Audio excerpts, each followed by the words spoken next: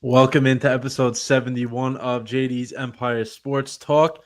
JD here with our guy, Jake Biggie Mills, once again. We have a lot to cover today, but Biggie, how are we doing, man? Good. Sports-wise, but otherwise pretty good.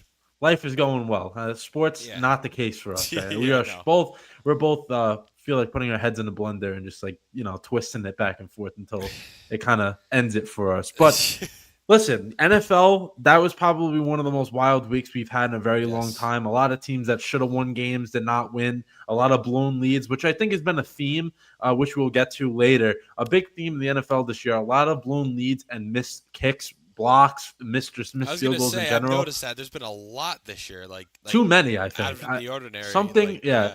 Special teams has played a huge role in, the NFL through 5 weeks.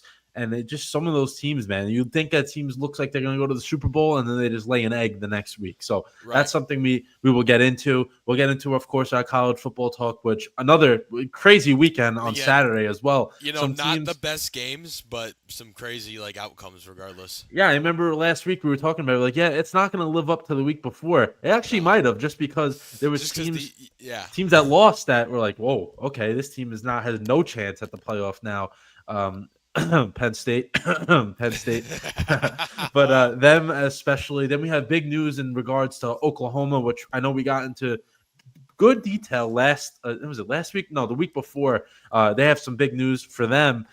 Baseball postseason, of course. I know Biggie, your Yankees are they're facing the brink of elimination once again, which we thought that. Yeah, it's unfortunate for Yankee fans, but we will start with hockey. Hockey is officially back. NHL starting tonight. We have 3 games, and then everyone else, if I believe so, they open up tomorrow. But tonight starts off, the NHL season, which to me, I feel like the offseason just went like that. It really did. Gone. Yeah, the NHL offseason was very quick this year, which is good because we love hockey, but it really did go by fast. Yeah, it definitely did. It seems like, that the NBA starts in 2 weeks, which I was like, what? The NBA starts in 2 weeks? I can't believe that.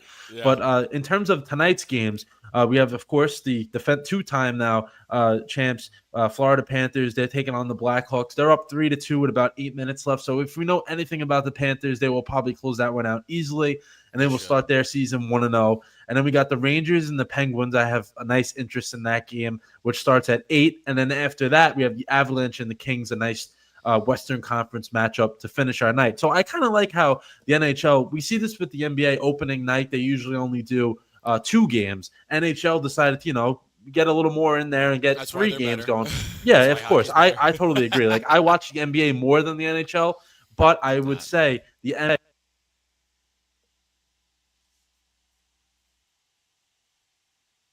My apologies. The NHL is more so they have more creative ideas, I should say. Yeah. But Biggie, I want you to take this one away in terms of preview what you think is going to happen in world this league wide this year, because I feel from what I've been seeing a lot of I've been reading some things, looking through teams. I'm not more as in depth into hockey as you are, but I could say it seems like the league is more open than it's been in a while. I feel like that's a sports all around sports theme like you're not really going to see as many dynasties anymore, just because a lot of the teams have like the seam advantage, right? Yeah, no, I agree with you. Yeah, I'd say the NHL's pretty wide open. I mean, obviously, people are saying, "Oh, the Florida Panthers are so good, they're going to three-peat." You know, That's the that easy that's excuse. easy Yeah, excuse, right? Exactly. yeah, I think the Penguins are going to begin tanking. I think this is a year that the Penguins, again, they have an old core. I think they're going to just, tank. They're going to just not be very good. yeah. The Rangers, just looking at the Metropolitan Division, I mean, they got JT Miller now for, New he's playing, captain. which is a Yeah, new captain. He's playing too. There was some injury stuff at the early like preseason and throughout the summer, so that's good. The Flyers, they should be improved. They have a really young team. I'm not going to get too in depth with them. We're going to wait for yeah. the how you doing segment, but they have a younger team. Washington, they got everyone back. They had a stellar season last year. Ovechkin, this is probably Surprise too, right? It was a yeah, a surprise. surprise one. And then Ovechkin obviously had the historical season, becoming the leading goal scorer in NHL history.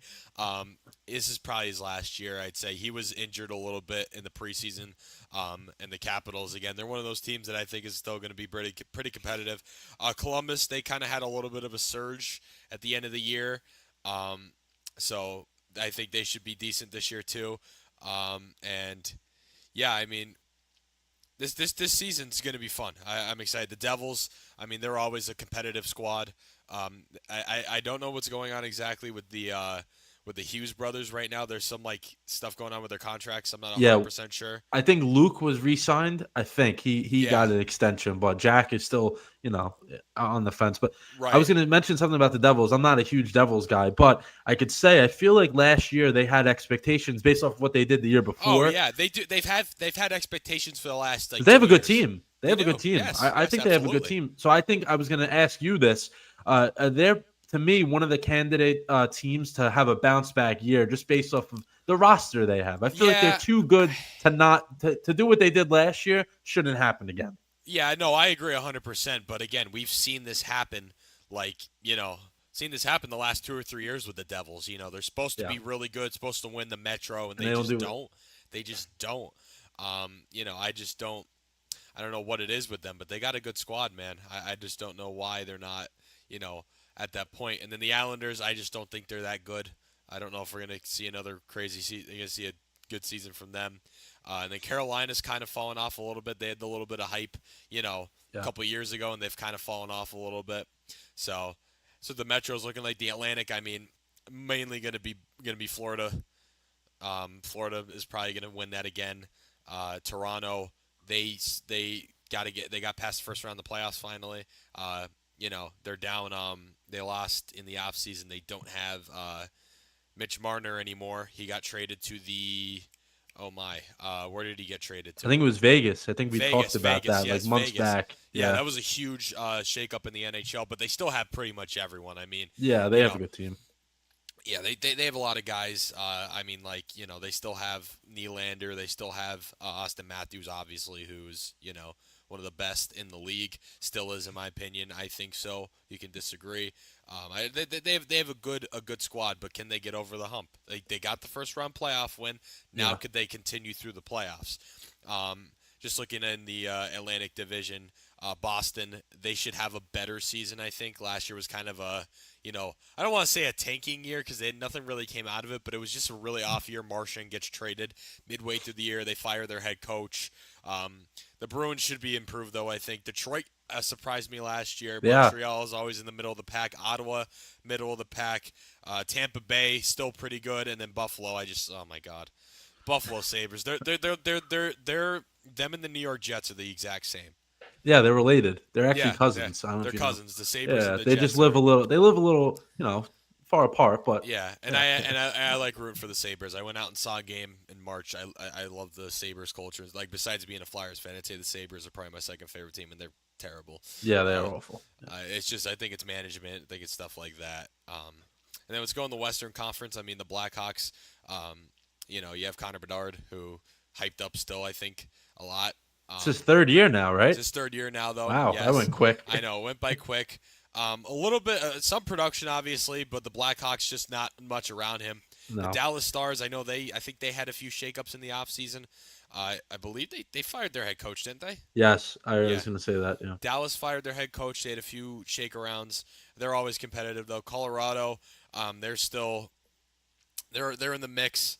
I'm just going down the list of Yeah, like people. Colorado's got the firepower, so They that's do. usually what They gets do. you, to a Yeah. certain in the Western Conference. I feel if the more firepower you have, it kind of gets you, further into the Right. playoffs. Yeah. Compared to the Eastern, Yeah, absolutely. East Yeah. is kind of that grind it, win it Yeah. like literally what the Panthers do. It's like they're Yeah. they're perfectly set up to win in the Eastern Conference. They are. Perfect. Yeah. And St. Louis, they're kind of middle of the packish. Nashville's kind of fallen off a little bit. They had a little bit Yeah. of hype. They don't. Winnipeg is surprisingly done a little bit better. The Wild aren't very good. Nope. And Utah's actually, they're now the Mammoth, not Utah Hockey Club. Uh, I like the name, but still one of those middle of the pack teams. And then we'll go in the Pacific Division. Calgary, they're kind of another team that's middle of the pack. Edmonton, they signed McDavid to a 2-year extension. We'll talk about that more in a bit. yeah. So Edmonton, they got to get over that hump as well. 2 years in a row losing the Stanley Cup, they got to do it. The Kings are kind of falling off their older cores, slowly moving out. I tapped my leg there. Sorry about that. And then the Sharks, they're not very good. Another year of hopefully getting that first round pick or first overall pick. Vancouver, they're another one of those teams that I don't think we're going to see a dip in their performance. They lost some guys in trades and stuff. I know. Anaheim, they're not very good usually.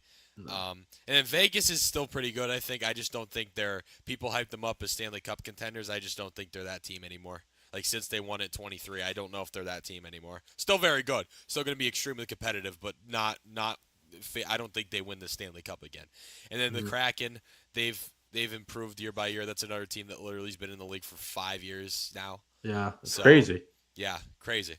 But yeah, so the NHL this year, I think Florida has a shot to three-peat. Absolutely, they returned pretty much everyone. Hmm. Um, you know, Toronto if they can get over the hump. Edmonton, if they can do that, I think we could possibly see an Edmonton, Florida Stanley Cup again. I mean, it's very well possible. We just have to see how the season shakes out. Yeah, yeah. There's a lot of good teams, but the normal suspects are definitely they're going to be good. But I like how you brought up McDavid in terms of his extension. So he got a 2-year extension, 25 million. So to me, I took it as they want to keep him around, but it's not taking away the possibility of him potentially getting traded because I know that was a big thing coming up. Like if they don't win this year, it kind of seems like it may not want to be there anymore. Try to go to a Oh team that yeah, actually no. can win. And to me, I think that doesn't really take away the trade part of it. I don't think it does, but also how many? I know Edmonton. It doesn't seem like they can get over that hump to win, but they consistently get there. That's the I thing. say they get How there, many but they other can't win it. teams? How many other teams can? How many other teams can say like we're going to get to that point and win? That's the thing because I feel like in the West, it seems like if you take McDavid off the Oilers, they're not going to get to that point. No. But what team will you put him on that will get there if you're in the Western Conference? And then in the East, like what team would he go to in the East that can get them over the over the hump? That because the Yeah, Oilers are consistently there. That's my right. like the back and Yeah, forth that's the thing. If you put McDavid in another like what team is is one going to get star there. player away from Yeah, getting there? Because Toronto, I don't think you put him in Toronto because that's already a team that's somewhat loaded. That's just I don't think adding him is going to make a difference. I don't think so. No. Won't make a difference. I mean, like Florida has all the pieces to do it Yeah, they again. don't even need No, him. they don't need him at Crazy to all. say. Maybe Carolina. I don't know. Carolina, that adds a little more Could juice be. to them. Yeah, Carolina, if we're looking in the East, if there's any team that would win a Stanley Cup if they were acquired McDavid, I'd say Carolina. Carolina's probably the best candidate for that. And if he stays in the Western Conference, I think if he went to Dallas, it would be possible for them to win a Stanley Cup. Yeah, That's yeah. that's a team I think that would be revamped with him. Maybe if he goes to Winnipeg, which would be nuts. If he went That to would be. Winnipeg for the Oilers, I mean, oh my God, the world would turn upside down if he went to Winnipeg. It would. But I don't think that would ever happen. I mean, but we've seen crazier things happen. Eagles Yeah. players going to the Cowboys, Yankees players going to the Red Sox. Yeah. We see that. Well, if we see an Oilers player going to the Jets, like what I mean. Yeah, It's that'll not be all fun. out there. The Jets and the Stars are two teams, though. I think if they got McDavid, if he was on that roster, they would probably get a cup. Or they would get there. They're one of those teams that's one big player away from that. I think. Yeah, so that's the point. I like how you went more in depth on it, but it was like, yeah, I can understand like, yeah, I want to get traded, whatever, but like, how many other situations are going to be as good or As have as good of a Edmonton, yeah. chance? And there's not many. No. That's like the point I'm trying to make. But it's also like you never know. I mean, I'm going to selfishly say, oh, what if it comes to the Rangers? They're not Yeah. going to be a cup team this year, but that can No. also attract other More guys to guys to come come play with there. them. And Yeah. it's yeah, that's the thing. But like for me, the point I wanted to make was I don't think right now that there's many other situations that can get to what he is in right now. So I guess that was the point I was trying to make. But does make sense though, if you think about it as a league wide thing, because everybody's Right. going to obviously try to get him if he were to become Well, yeah, available, because 100%. Yeah. he's a top end talent. That's you can't just find that No. anywhere. So No. that No one else in the league is going to give you that. no, not at all. But we'll see what happens with the Oilers, because they really don't. They make one or two adjustments. They can win the cup They can win themselves. They've yeah, been very absolutely. close Yeah. the last 2 years. Yes. Um, the last thing we could talk about for hockey here before we move on to the NFL, just quickly, the Bruins. I remember him throughout my entire childhood. I Big used to Z. hate the. I always don't. I don't like the Bruins. I don't either. But more and more, just because of him, Zdeno Chara's numbers retired. It makes me feel old, just because Yeah. Right. he was. Yeah. I mean, what was he like? He's like 6'8" or something like that, right? Yep. 6'8", Yeah. He's 6'9". really tall. Defenseman, lefty. I remember his slap shot was like 90 miles an hour off Yep. the. Yeah. Like I was like, Unreal. geez, this guy is insane. Like he was a freak of nature, you know? He was for hockey. Absolutely, he was. Yeah. Yeah. Like he well deserving of the jersey retirement. I mean, he's a Oh yeah, legend in Boston. he was something else. And those were the good, the good, really good Bruin teams That's when that the were Bruins were consistently really good. making, Yeah. yeah, Uh consistently making the postseason. He was always in the middle of it. I remember he always used to get like his teeth knocked out, and he would just like play with like literally no teeth in his mouth, looked like Yeah. some like homeless guy on the street, and he would just like win the game for them. I was like, Yeah. geez, this guy is, Oh yeah. yeah, he's great. Chara was the man. But yeah, that's kind of like one of those moments where you like do a little Wow. time check on yourself and like, man, I'm getting up there in age. Yeah. Let's turn to the NFL. Uh oh. We didn't lose him, did we? Are we back?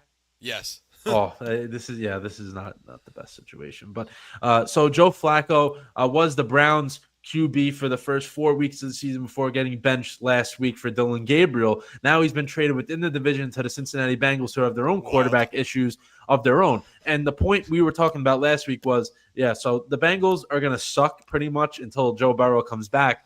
But how badly will they suck will prevent them from making the postseason or giving them a shot at it. And they're trying to, try to salvage anything they can by bringing in Joe Flacco, which to me doesn't really make a difference. I don't think that matters. I don't think it's going to matter. You may see some subtle improvements, but my God, you're not going to see. Yeah. They're not going to get change overnight with Joe Flacco at what? He's over 40 now, right? I think, or if not over, he's at 40. He's either 140 or over at this point. Yeah. And I mean, Jake Browning has been really bad the last Really three bad, games, like, really bad. But like Joe Flacco this year, I know was on a Browns team that doesn't have as many weapons and stuff like that. But he hasn't been. He's done. I don't want to hurt his feelings, but Joe Flacco we love him, but he's done. Yeah, he's done. And I think it was just the Bengals trying to make an effort to try to think that they're improving the quarterback room. Yeah, it's like, oh, we did this. It's Joe Flacco. Yeah. 10 years too late, Bengals. If they had a great run game and a good defense, I would say, yeah, it'll work for the time being. But they don't have either. They can't run the ball, and they don't have a good defense. So it kind of defeats every point I'm trying to make. It really doesn't do you anything if you look deeper into it. It really it doesn't. It doesn't. And probably this week they'll probably let Browning start the game. If he has a rough game, I would probably go to Flacco. I'm assuming. But we'll get into it. But they're going to Green Bay, so they're not winning that game either way. No. So they have a lot of problems, and we kind of expected that to happen. We kind of were saying like, yeah, it seems like that the Bengals, they lose Burrow, they kind of fall apart. He's one of those players. It happens every time he gets hurt. That's exactly what happens. It's crazy. Yeah, and it's unfortunate because they could be a very good team, but it's opened the door for other teams. But other NFL news here: Jerry Jones fined $250,000 for an obscene gesture. That obscene gesture was the good old middle finger to a Jets fan. I actually I saw the video. I was there. and I got in the car because I left early because Yeah, another because it's a Jets disappointing. game. Yeah, of course. Yeah, of course, of course. You make it home before the dinner is even served, but the video was hilarious to me. He was in like his suite at the stadium, like he came to New York or New Jersey, but he just gave the finger to a fan. I was like, oh, okay. Everyone disrespects us, and it's warranted. So I Yeah, kind of, it's it's whatever. But warranted. Yeah, definitely worth talking about that. He did have to pay not to him. It's not a lot of money, to him but that's nothing. yeah, but He'll still, be he did. fine.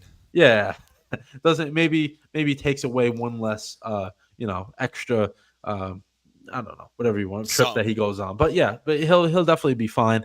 Another guy that has been fine was Jonathan Gannon. So Murr. he punched his own player. Yeah, Yeah, he did. He did punch his own player, he did. DeMercado, the running back. So Cardinals, I think it was 21-6 in the fourth quarter. DeMercado was about to score a touchdown, and he just lets the ball go. So the ball just falls out of the end zone. It's a touchback. Titans get the ball back. Later on, we'll get into it, but they did win the game, so that cost the Cardinals basically a win. And Jonathan Gannon was not happy about it. He let him know by punching him in the gut, probably pretty hard. Biggie, is that something you've ever seen on an NFL field before? No, Like that's nowadays, I should I say. think it's ridiculous. Like what message does that send to your players? You know what I mean? Like what message does that send to your players? Like genuinely, your head coach punches you because you do that because you make one mistake. Like come on, that just shows the state of the Arizona Cardinals. And I know Jonathan, he was the Eagles With the coordinator, and he was good. But my God, he sucks as a head coach. I'm sorry, he's terrible as a head coach. Yeah, it kind of seems like he's one of those guys that this is his third year, I think, with Arizona. Seems like this is probably going to be it for him in Arizona. Because Should be, listen, they're not a good team, but they should be around the 500 record. I and don't they're think they're not. that bad either, and they can't even get to that. So that just shows like they're not where they want to be, and then doing stuff like this doesn't really help the case. Next bit of news here. I mean, Odell Beckham's still making news. I don't know how this guy is still making news, but he's been He's a like free AD. agent.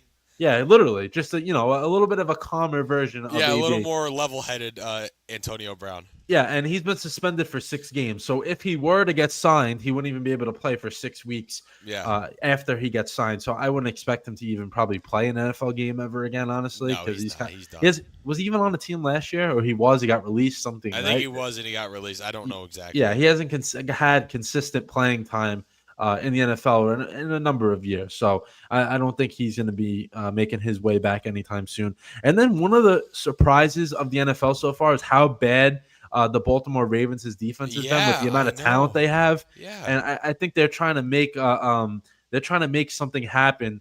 In terms of fixing up their defense, and they brought in Aloha Gilman, who I listen, man. I am one of one with him. He means a lot just because of where he played, his college football. Right. Very, very cool player. Was always a leader, and the Ravens bring him in to try to help their defense. I don't really understand what they're going to do because they already have like four. The safety room is not really an issue for them. Yeah, that's not and the then they issue. traded Odafe Owe away, who had 10 sacks last year, yet to get one this year. So they have plenty of issues. But Biggie, what is wrong with this defense? Because if you look, we can break down their roster of who they have there. Yeah. They should not be giving up 30-something points a game. Come on. I don't know. I mean, it's Shout out Chris. I appreciate the shout out there. I Yeah. love the show. Thank you. yeah. Appreciate you. But I don't know.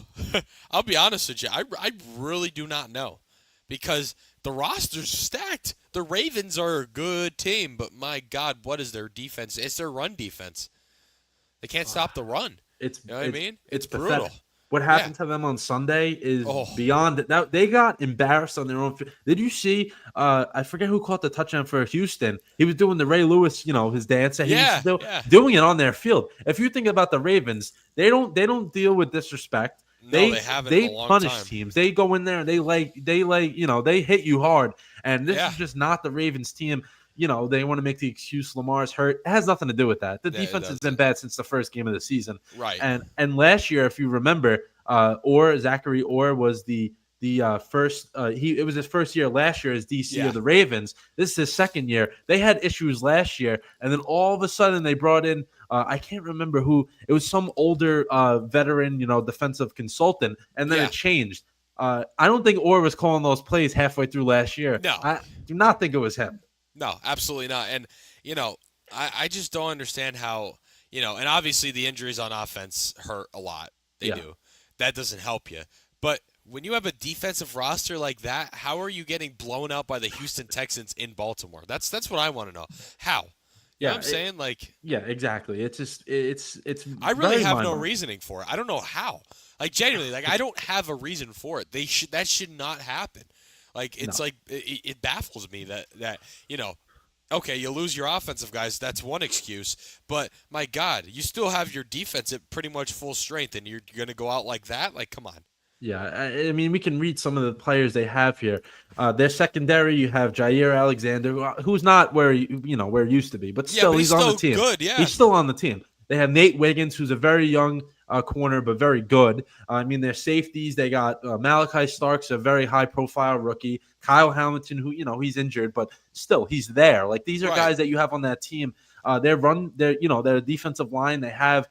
I know Kyle Van Noy is he's kind of washed up, but he I was was gonna good say he's last old. year. I was gonna say he still played pretty good. I Yeah, was gonna say Kyle Van Noy because he played good last year too. yeah, they got guys on that team where they should not be giving up 44 points to the Texans, 37 points to a Chiefs offense that's not really what they used to be, 38 points to a Detroit team that looked lost in week one. I Yeah. mean, 41 points to the Bills. Like, listen, those offenses, some of them are good, but they're not to that level where the Ravens should struggle with them. And the only good game the Ravens have is against a Browns offense that, we could stop them if we put us on the field. They're that bad. So, like, Yeah. it's a problem for the Ravens. And perfect segue. Let's recap week 5. So we'll flash back to last Thursday where this is a game we picked and we lost once again. So we're on a losing streak. I think we're on like a Not doing 3-game losing great. streak now. No, Yeah. and it just shows of what happened in week 5 because the NFL was crazy. 49ers beat the Rams without literally their entire offense. So Mac Jones is thrown out there. The guys, the practice squad wide receivers, he lit it up. I'll talk about him soon because he impressed me. And then the Rams are a team that you think they're going to do something. They think they're going to get to that next step, and they just do this. They pull something like this, right? Yeah, This is the it's every story year. It's every year the with them. story of the Rams since they won the Super Bowl. Yeah, it is. It literally is. Like every bounce, like that year, every bounce went their way. That's why they won the Super And Bowl. ever since then, it's gone It's way not going away their way. from them. Yep, it's just not going their way. Stafford lit up the stat sheet as he usually does, but stupid play calls sometimes. I feel like McVay. McVay is very smart. Don't get me wrong, but I think he tries to think that he's going to outsmart everybody, and that's not going to work every time. Like you're facing a. I'm not saying Robert Saleh is a mastermind, but he knows how to run a defense. So you're not going to outsmart Biggie's almost dying over there. But you know what I'm trying to say? Like, Right, yeah. McVay is not going to outsmart everybody. No, It's just he not going to can't. work like that. And I don't know if you knew this. I kind of probably wouldn't even pick the Rams last week. I think he's now lost 8 in a row to Kyle Shanahan. So Kyle Shanahan owns him, regardless of who he Kyle even has on the Shanahan field. is another one of those coaches that outsmarts people. Yeah, he's very, very good. He always elevates whoever's the quarterback roster in general. Doesn't matter where he's at or who he has. Yeah, and that's the thing though. Like the way the 49ers were coming into that game, hobbled, short week, Rams were home again. Like you gotta win that game, and that just shows that they're not at the level. NFC's wide open because I know you'll talk about your Eagles later, but they're not impressing anybody either right now. I'll tell you that. Another London game or international game because the week before was in Ireland. Vikings looked atrocious once again. They just played one of the worst teams in the league, and they're able to escape. Lost. Yeah, almost lost. Should have lost. They won 21-17. Carson Wentz once again, blindly just throwing balls up. He doesn't care where it goes as long as it's in the air somewhere. He does it. That's what he does. And the Vikings were able to come away with the win. But the Browns do, I can admit this. The Browns aren't, they're not a good team, but they do have pieces along that team where you think about it.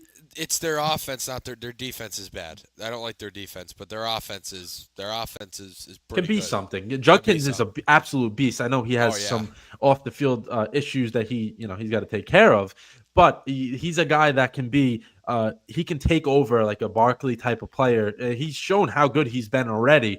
Dylan Gabriel, I don't think he's going to be the QB of the future. I think he's just going to ride out this year, see what happens. I don't think he has that much talent. But it is what it is. But it's Gabriel's show now because Flacco's gone. They did trade Kenny Pickett, earlier before the season started. Before the season even started. So they showed how much faith they had in him. They sent him to Vegas. They're like, have fun in Vegas. We'll see you soon. But yeah, so we'll see what happens with the Browns. But they do have some, pieces there. They're not like awful, like where you look at some of those bad teams, you're like, oh man, they stink, like the Titans. Like they have nothing. Browns, they have something to work with. Then the next game, probably, I mean, we've been talking about this throughout the entire season. One of the most surprisingly good teams, the Indianapolis Colts, put an Yeah. absolute whooping on the Raiders. They won 40-6. They haven't Geno fallen Smith, off. Biggie, I'm going to tell you something. I know Pete Carroll and Geno Smith have a really good relationship, but I could see him being benched very soon. If they lose to the Titans this week at home, he's out. I don't think I he's agree. going to start. I don't think he's going to start. And to me, listen, you look at the AFC right now, Biggie. I want to ask you this, like all seriousness, here. I think the Colts can actually be a team that like threatens at winning a Super Bowl. Like, I'm not even. Yeah. It's really The not way that they're playing right now, absolutely. That's a normal It's unreal. take. Yeah, Yeah. it's actually unreal how good they are. It's unreal that they've put up. Okay, so we're gonna look at their first. We're gonna go through the first 5 games here. Week 1, 33 points. 29 points, 41, 27, 40. Okay? So they put up a ton of points. Put up a ton of points. 2 games with 40 or more, right? And they've given up what? 8, 6. Mind you, the teams they're playing aren't fantastic, but still that's impressive in the NFL. Like some of these scores that we're seeing from the Colts this year look like college football scores. They look like, when Ohio State plays, Wagner, or like plays, freaking Holy Cross, or when Syracuse plays Colgate. You know what I mean? That's what it looks like. Like that's impressive to do in the NFL regardless. There's no spread in the NFL that's 35.5. No, you're never going to see that. You're never going to see that. And the Colts have done it twice this year. Twice. Against the Raiders and the Dolphins. And even against the Titans, they let up 20 against the Titans, but they put up 41. And then, the loss to the Rams, that makes sense. And then the Broncos even, like 29 points against a very good Broncos team and squeak it out the 1-point win. Yeah. Like crazy. I mean, they're just... They look really good. I mean, Daniel Jones is playing out of his mind. Yeah, I mean, listen, the Colts, they beat the Dolphins, who stink, but they crushed them. Titans, who stink, they crushed them. And then the Raiders, who stink, they crushed them. And they beat a Broncos team where, the Broncos just beat the Eagles. So the Broncos are a good team. They have a really good defense. And the Colts put up 29 against probably a top 5 defense in the entire league. Yeah. I think the Broncos are that good on the defensive side of the ball. And then against the Rams, they had that game literally until the last 2 minutes, and they kind of let it slip away from dumb things that happened. They could very easily be 5-0 right now. I'm very impressed by what the Colts are putting out there. Yeah, and it's like, you look at teams like that and you're like, oh, okay, it's the early goings. I don't think so. Fresh start. But no, they haven't fallen off. Usually those teams have fallen off by now. Yeah. Because let's look at how we were talking about Carson Wentz and the Minnesota Vikings after they killed the Bengals. We found out that the Bengals suck without Joe Burrow. We found out that, that was just a fluke game because the Bengals are so bad. You know what I mean? The Colts, they consistently have played well. They haven't fallen off yet. You know what I mean? Again, even the Browns beating the Packers, it's like, and then the Packers even, their first 2 games, they're a Super Bowl contender. Now they're like, what's going on? You know what I mean? Like, even though, they're not playing like they were. And then, the Browns, they beat them. The Browns beat the Packers. The Browns, they're slowly picking it up, but, they're not going to win games like that. You're not seeing them win games like that after that. So, Colts are one of those teams that kind of went through the whole, is it just hype? Is it just the early goings? Is it just Daniel Jones with a fresh start? He's going to fall off? No, he hasn't. He hasn't at all. They haven't. Yeah, we'll see if they can keep it up. But Daniel Jones right now, 3rd in the league in passing yards with 1290. So the keep Giants it up. love giving up players to go somewhere else and do 10 times, 100 times better. Yeah, former starting QB and running back doing pretty good for themselves right now. Then, actually, speaking of the Giants, they lost to the Saints 26-14. This is a game that felt like a trap game, and of course it was. Giants were winning.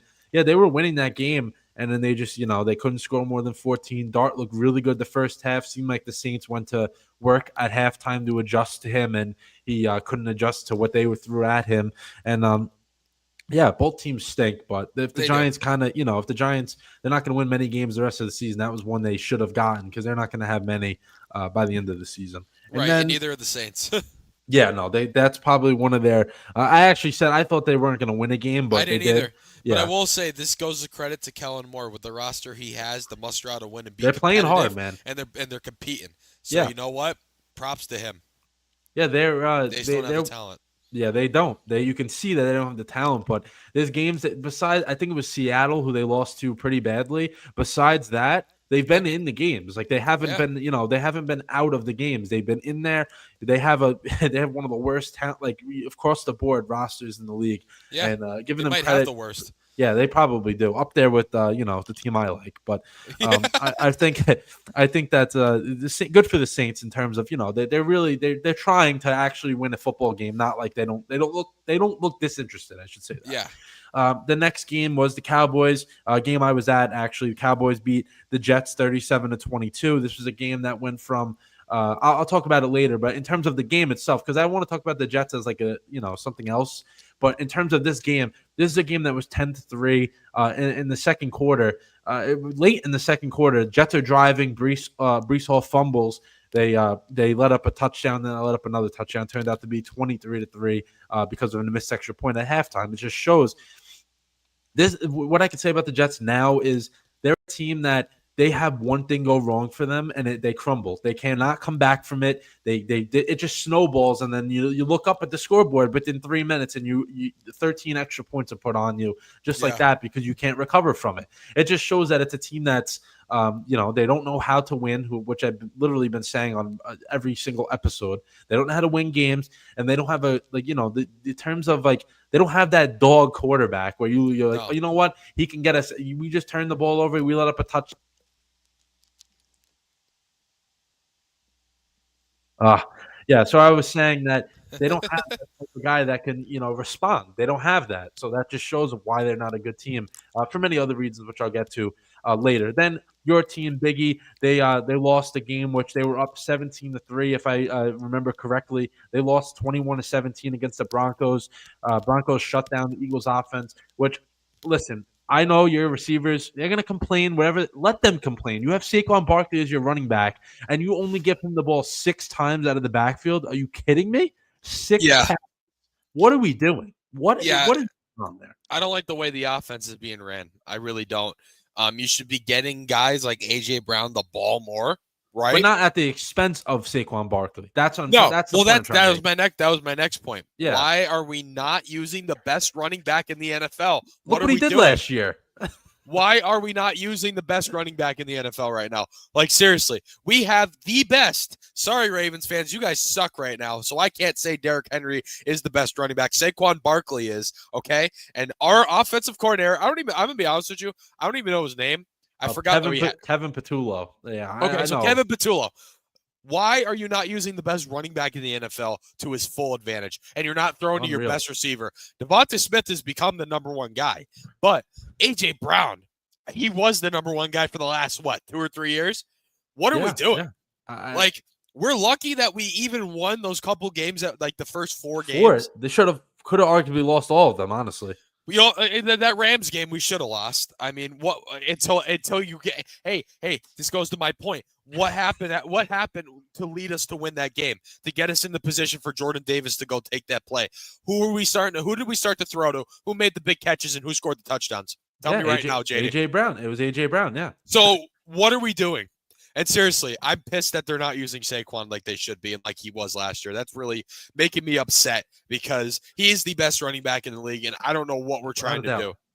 I don't know what Patullo's trying to do. I really don't. I don't get it. I think we're going to – like I said this at the beginning of the year. The Eagles are not going back-to-back, and it looks like I'm going to be right because they don't look like the Super Bowl champion Philadelphia Eagles right now. They'll get in the playoffs.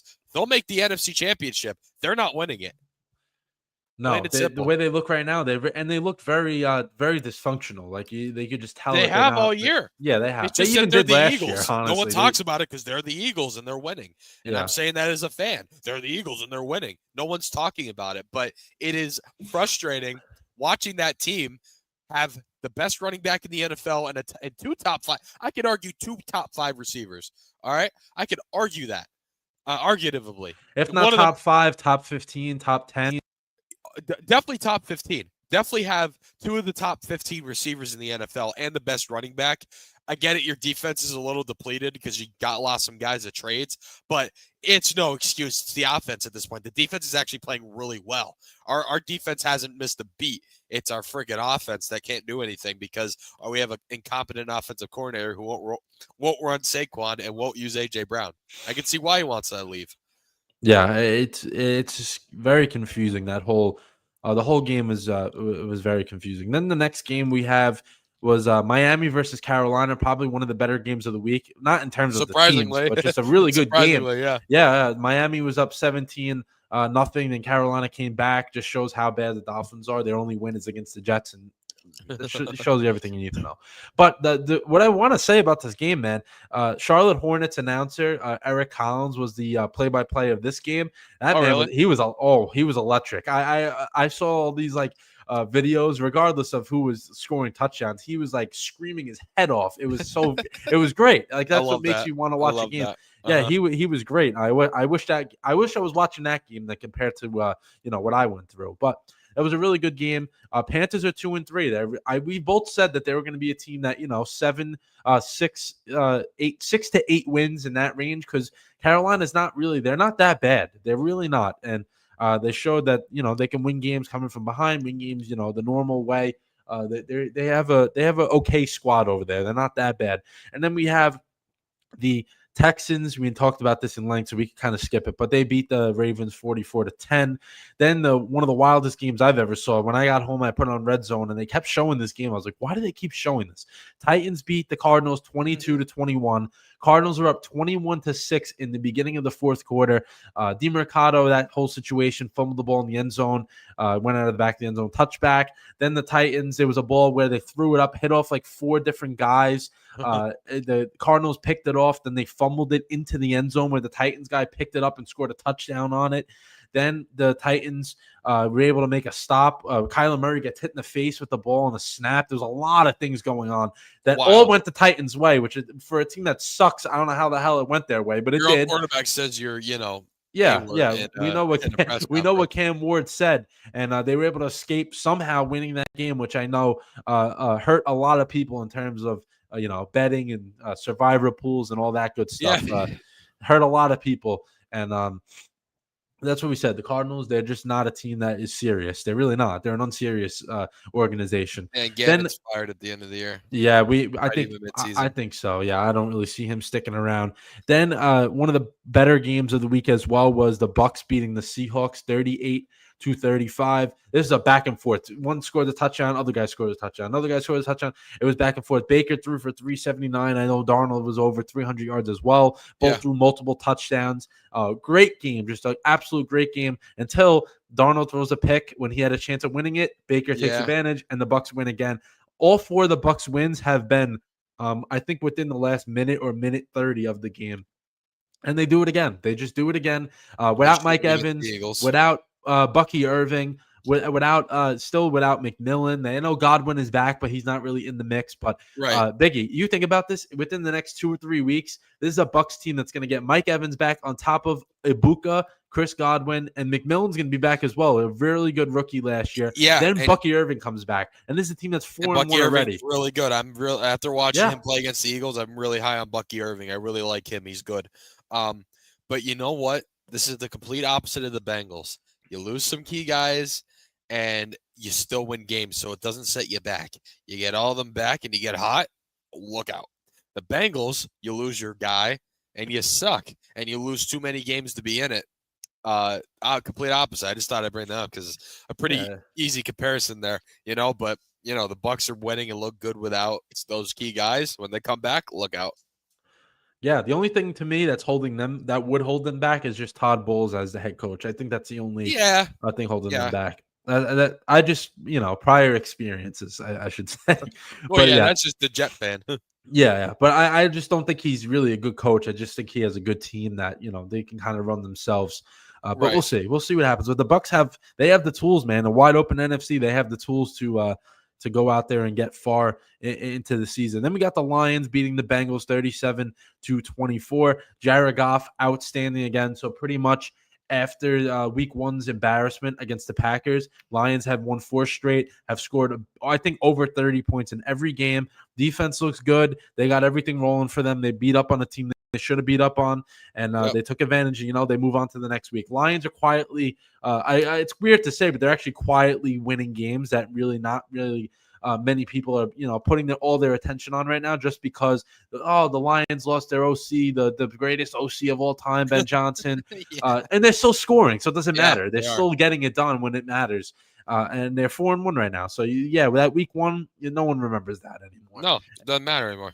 Yeah, it really doesn't. And then the Commanders, with Jaden Daniels back under center, get a nice win on the road against the Chargers. So the Chargers started out 3-0 against divisional opponents.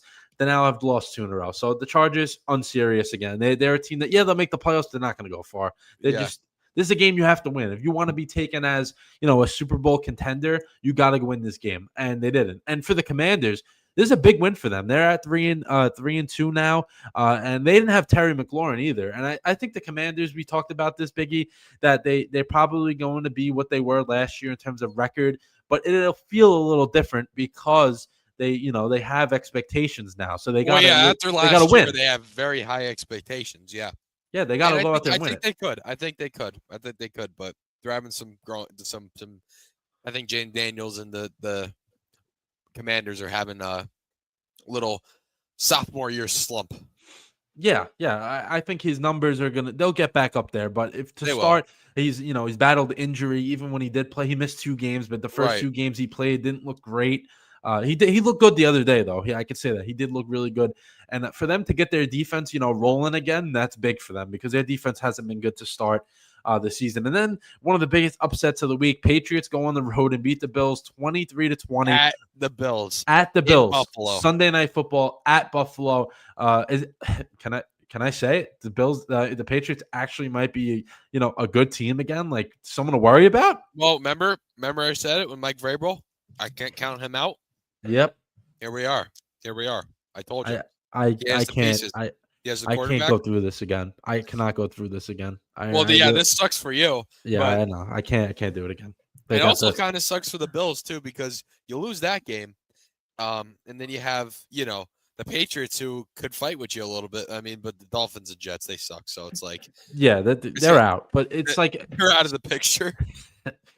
But the Patriots, you lose that game. Bills get to 5-0. Patriots are 2-3. That's a 3-game lead plus a tiebreaker at the moment. Now you're only up 1 game and you don't have the tiebreaker. So that changes a lot, going into week 6. And the Patriots, if you look at their schedule, I was actually this morning, I was like, let's see what the Patriots can do in the coming weeks. They're at 3-2. They got the Saints this week. Expect that to be a win. They got the Titans the week after that. I would expect that to be a win. And then they got the Browns after that. I would expect that to be another win. Very favorable. Very, very favorable. And I think they could be at 6-2 by the time they play the Falcons in week 9. It's very, very possible that can be the case for a Patriots team that, they you could tell they improved, but not to the level where they go in Buffalo and they beat them and they look good. Yeah. They look really good. Like that. I think that scares a lot. Like I said, don't count out Mike Vrabel. No, you can't. Him out. You can't count that guy out. Is this where we see the Bills kind of fall off? I don't know. I mean, listen, the Bills. It's the end of the Bills. To me, I hope. But I also don't hope the Patriots to be good again because I can't go through that. I've seen that too many years. Everybody's seen it. I can't even just say me. Everybody was sick of the Patriots winning, and everyone enjoyed when they lost. And for them to be good again, relatively quickly, because you look at teams that have had dynasties over the years, it takes them a while to even get remotely close to what they were. And if the Patriots are going to make the postseason this year, and they really might. I think they have a really good chance at that, and that's unfortunate for a lot of teams, a lot of fan bases out there. But we'll see what happens. But big win for the Pats, and then to round out week 5, we had the Jaguars beating the Chiefs. So the Chiefs we thought were back, they're not back. Exciting game last night. Oh, that was awesome. Oh, that was great. That was one of the best games of the year. They won 31-28. Mahomes looked really good. He probably one of his best overall games in terms of, how he looked, but it doesn't matter because they didn't win. His team around him's not good. I'm telling you right now, that offensive line hasn't improved at all since the Super Bowl. They haven't. The same issues are there. Yeah, it's the same issues that are there. Mahomes can only do so much. And the Jags are 4-1. Let's not count out. Let's not say this is a terrible loss because the Jags are 4-1. Yeah, JD. yeah, And I Trevor know. Lawrence is playing like Clemson Trevor Lawrence right now. Yeah, and everyone's clowning Liam Cohen. All this guy's a clown. This guy is this. This guy's that. He's No, winning. he's not. He's a He's winner. winning football games. He's winning games. It doesn't matter how he does it. He's winning. And Trevor Lawrence, the stats might not be there, but he looks he looks the most comfortable he's ever been In in the the NFL. Jaguars uniform right now. He really Yeah, does. I agree. And he's this is his third coach. He's been through different coaching changes and stuff like that, and he looks very comfortable. So Jacksonville left 4-1, tied with the Colts. And the Bills for the best record in the AFC. So good for them. And then before we round out week 5, let's talk about, the QB who impressed us the most, because there was a lot of good QB play that happened in week 5. And for me, I'm going to go with Mac Jones. I know I touched upon it a little bit before, but he had a gutsy performance. So he took over for Brock Purdy earlier in the season. Then last week, Brock Purdy played and then Brock Purdy was out. So Mac Jones had to step back in, and he's dealing with an injury of his own. He has a little bit of a knee injury going on. I think it was MCL, if I believe. And, he was getting hit. He couldn't even get up after some of the hits he was taking because he was struggling so badly.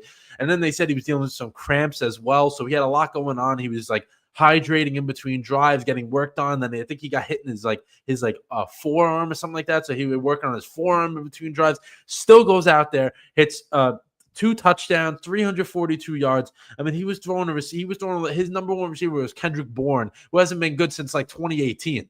And he was going out there, slinging it to Kendrick Bourne every play. I think Kendrick Bourne he had 10 catches. Then he had McCaffrey, of course, is a beast, but he had 8 catches himself. Tongus is a backup tight end who took over for Kittle. He had 7 catches.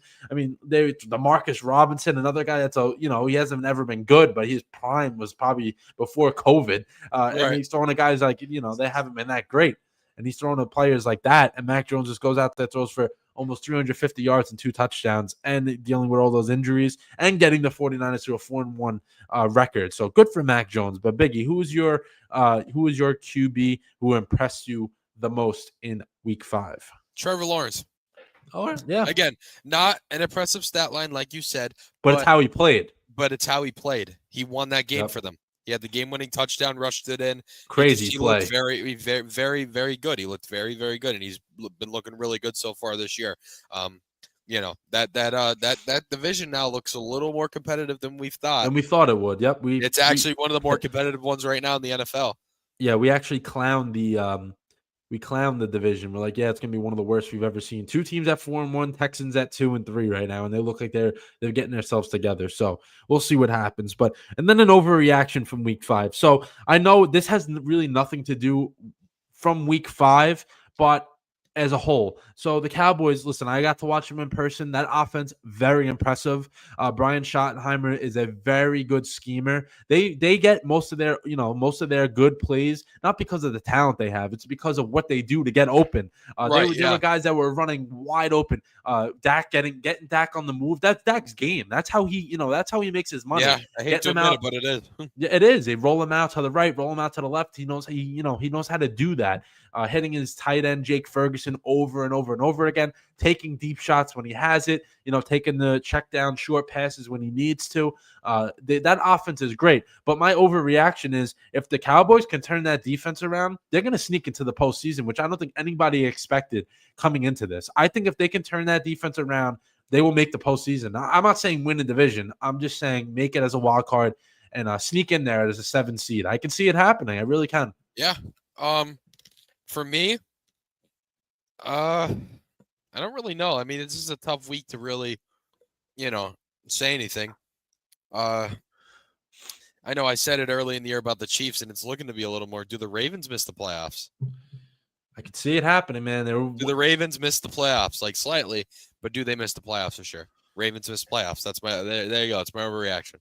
I mean, then again, Lamar's out again probably this week. They are struggling with a few different issues like we talked about before. So I can see them missing the postseason very, very, very much. Preview.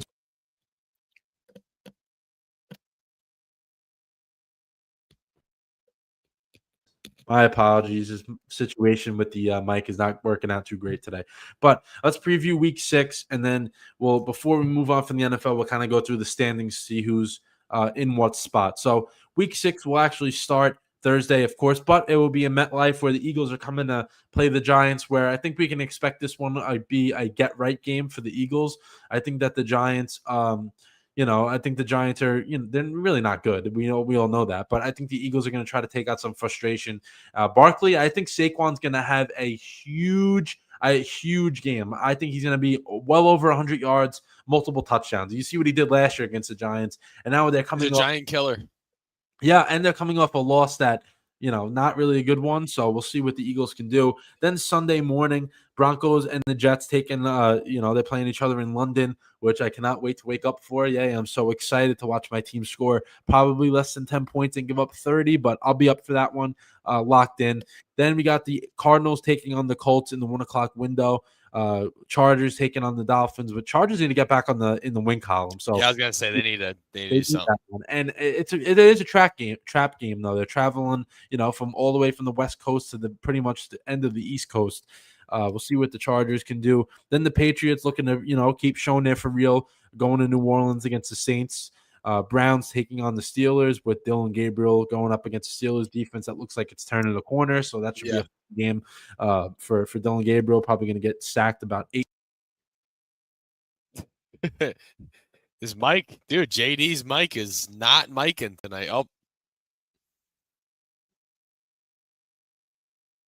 you're still muted. My apologies. So where was I? The Browns versus the Steelers. Then we got the Cowboys taking on the Panthers. So both of those teams coming off wins, looking to build momentum. One's a lot better than the other, though. Yeah.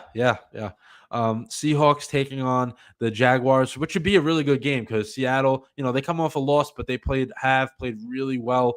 And the Jaguars are 4-1, like we said. Rams going to Baltimore, take on the Ravens. So if Lamar's out of that game, I would expect a Rams blowout. Then the 4 o'clock window, we got the Titans taking on the Raiders, which will be a really rough game for football fans if you even tune into that one. Yeah, right. Bengals going to Green Bay. I would expect the Packers coming off a bye to be ready to go. Depends what the Bengals do at the QB position. Jake Browning probably will get the start, but Joe Flacco would not be shocked if he gets in the game at some point. But I don't think it's going to make a difference for the Bengals. It's kind of you're not really you're not doing anything different. Yeah, no. Not at all. Then probably the best game of the week, 49ers versus the Bucks. I think that's going to be a really quality matchup. That one's going to be interesting. That's going to be an interesting game. It is because the strength of the 49ers right now is their defense, and the strength of the Bucks is the offense. So it's going to be a really good top units going, at each other. I'm very excited. I'm very, very excited for that one. Then Sunday night, the Lions taking on the Chiefs. Honestly, I think the Lions are going to blow them out. I really feel that way. I hope they do. Me too. Amazing. I think so as well. And then the Monday night doubleheader. So we're going back to a doubleheader in terms of Monday night. Bills taking on the Falcons. Bills need to get back in there, and then the Falcons have something to prove. And then the Bears taking on the Commanders. I don't know if you remember that game last year. That's when Jaden Daniels threw up the Hail Mary in the last seconds against the Bears, and they won. Yeah. So that the rematch of that exact same location. I think it was pretty much around the same week as well and during the year. So see what happens with that one. That comment, what is it? The NFL is fixed. How does the Bills and the Chiefs lose? Oh, they're talking about this one. Oh, yeah. That's your rival, man. He goes after you every week. But, in terms of that, I just think that the NFL, if you want to think it's fixed, they're fixing it in terms of want to see new blood. I guess the storylines of the Chiefs and the Bills are kind of getting a little too old, and they want to see some some new teams in there. Yeah, if they feel that way, maybe they do. And then NFL, the bye weeks, Vikings and Texans are on their bye week, and then we got here. Yeah, that's it in terms of the games. Then an overreaction. Nope, we did that already. My apologies. QB to watch in week 6. So my QB to watch is Michael Penix. This is the Falcons team that's 2-2 right now. Penix has looked really good in the wins and really bad in the losses. So for me, I want to see what he does against the Bills defense that is very, very, they're not great, but they're not bad either. They're kind of in the middle. So I think that if Penix can go out there and play quality football, then it's going to impress a lot of people because the Falcons, they have a roster where they can very easily make the playoffs. They're just not consistent. Really talented roster. Yeah, they're just not consistent. They're really not. They're not consistent at all. And then Biggie, who's your their QB to keep an eye on for for Week 6? I honestly, it's just because of who they're playing. I'm going to say Drake May, the Patriots. I mean, coming off that win against the Bills, they're playing Yeah. at the Saints. I think they should get that. Expect a big game from him. Yeah, all right. So two guys that kind of trying to build on what they've done in terms of recent success, and then a fantasy guy here. So I'm gonna go with not really a specific player, but a group. So the Chargers have lost Amarian Hampton and Najee Harris within the last 3 weeks. Both of them are going to be out for. I think Harris is out for the whole year, and Hampton's out for about a month or so. So anybody that is going to run the ball for the Chargers, I would go and get them because they don't have anybody right now. They signed Naheem Hines earlier today. I don't even know who else is on their running back depth chart, so we got to see. But listen, go out there, get a Chargers running back, whoever it is. I don't care who it is, just get one. Yeah. And then for me, literally any receiver. I'm in the same boat as you. Any receiver on the Packers playing the Bengals. Yeah, against a I bad think defense. honestly, because I have him in one of my teams, Romeo Dobbs. Yeah, play him. Yeah, I mean the Packers like they like spreading it around. So They do. anybody really would be beneficial, and we'll see what happens. And Tucker Kraft, I know he's on my team, so I Kraft think is he's gonna have playing a really big well game as too. well. Huh? Yeah, he'll have a big game because the Bengals can't stop anybody. But before we move off to the NFL here, let's do a little standings check. Where we'll start off the AFC East. I'll just run through this quick, Biggie, if you don't mind. Go ahead. Bills are at 4-1, so they did lose, but they are still in first place. Like we said before, they could have been up 3 games plus a tiebreaker if they beat the Patriots, but they didn't. Patriots at 3-2, then the Dolphins at 1-4, and my good old Jets right where they belong in last place at 0-5. AFC North. Honestly, if we think about this could be one of the divisions that we might be able to declare it to be over. Honestly, I could say this division is over already. Steelers at 3-1. Bengals are at 2-3, but the Bengals are done. They're on a 3-game losing streak. They're probably going to lose a lot more games. Ravens at 1-4. They look lost, like we talked about already earlier in the show. And the Browns are the Browns. So right now, the Steelers, man, if they just go out there, if the Steelers go out there and take care of business, they will go. They will go win that division easily, which pains me every single second to think about. But it is what it is. Got to move on. Whatever. AFC South.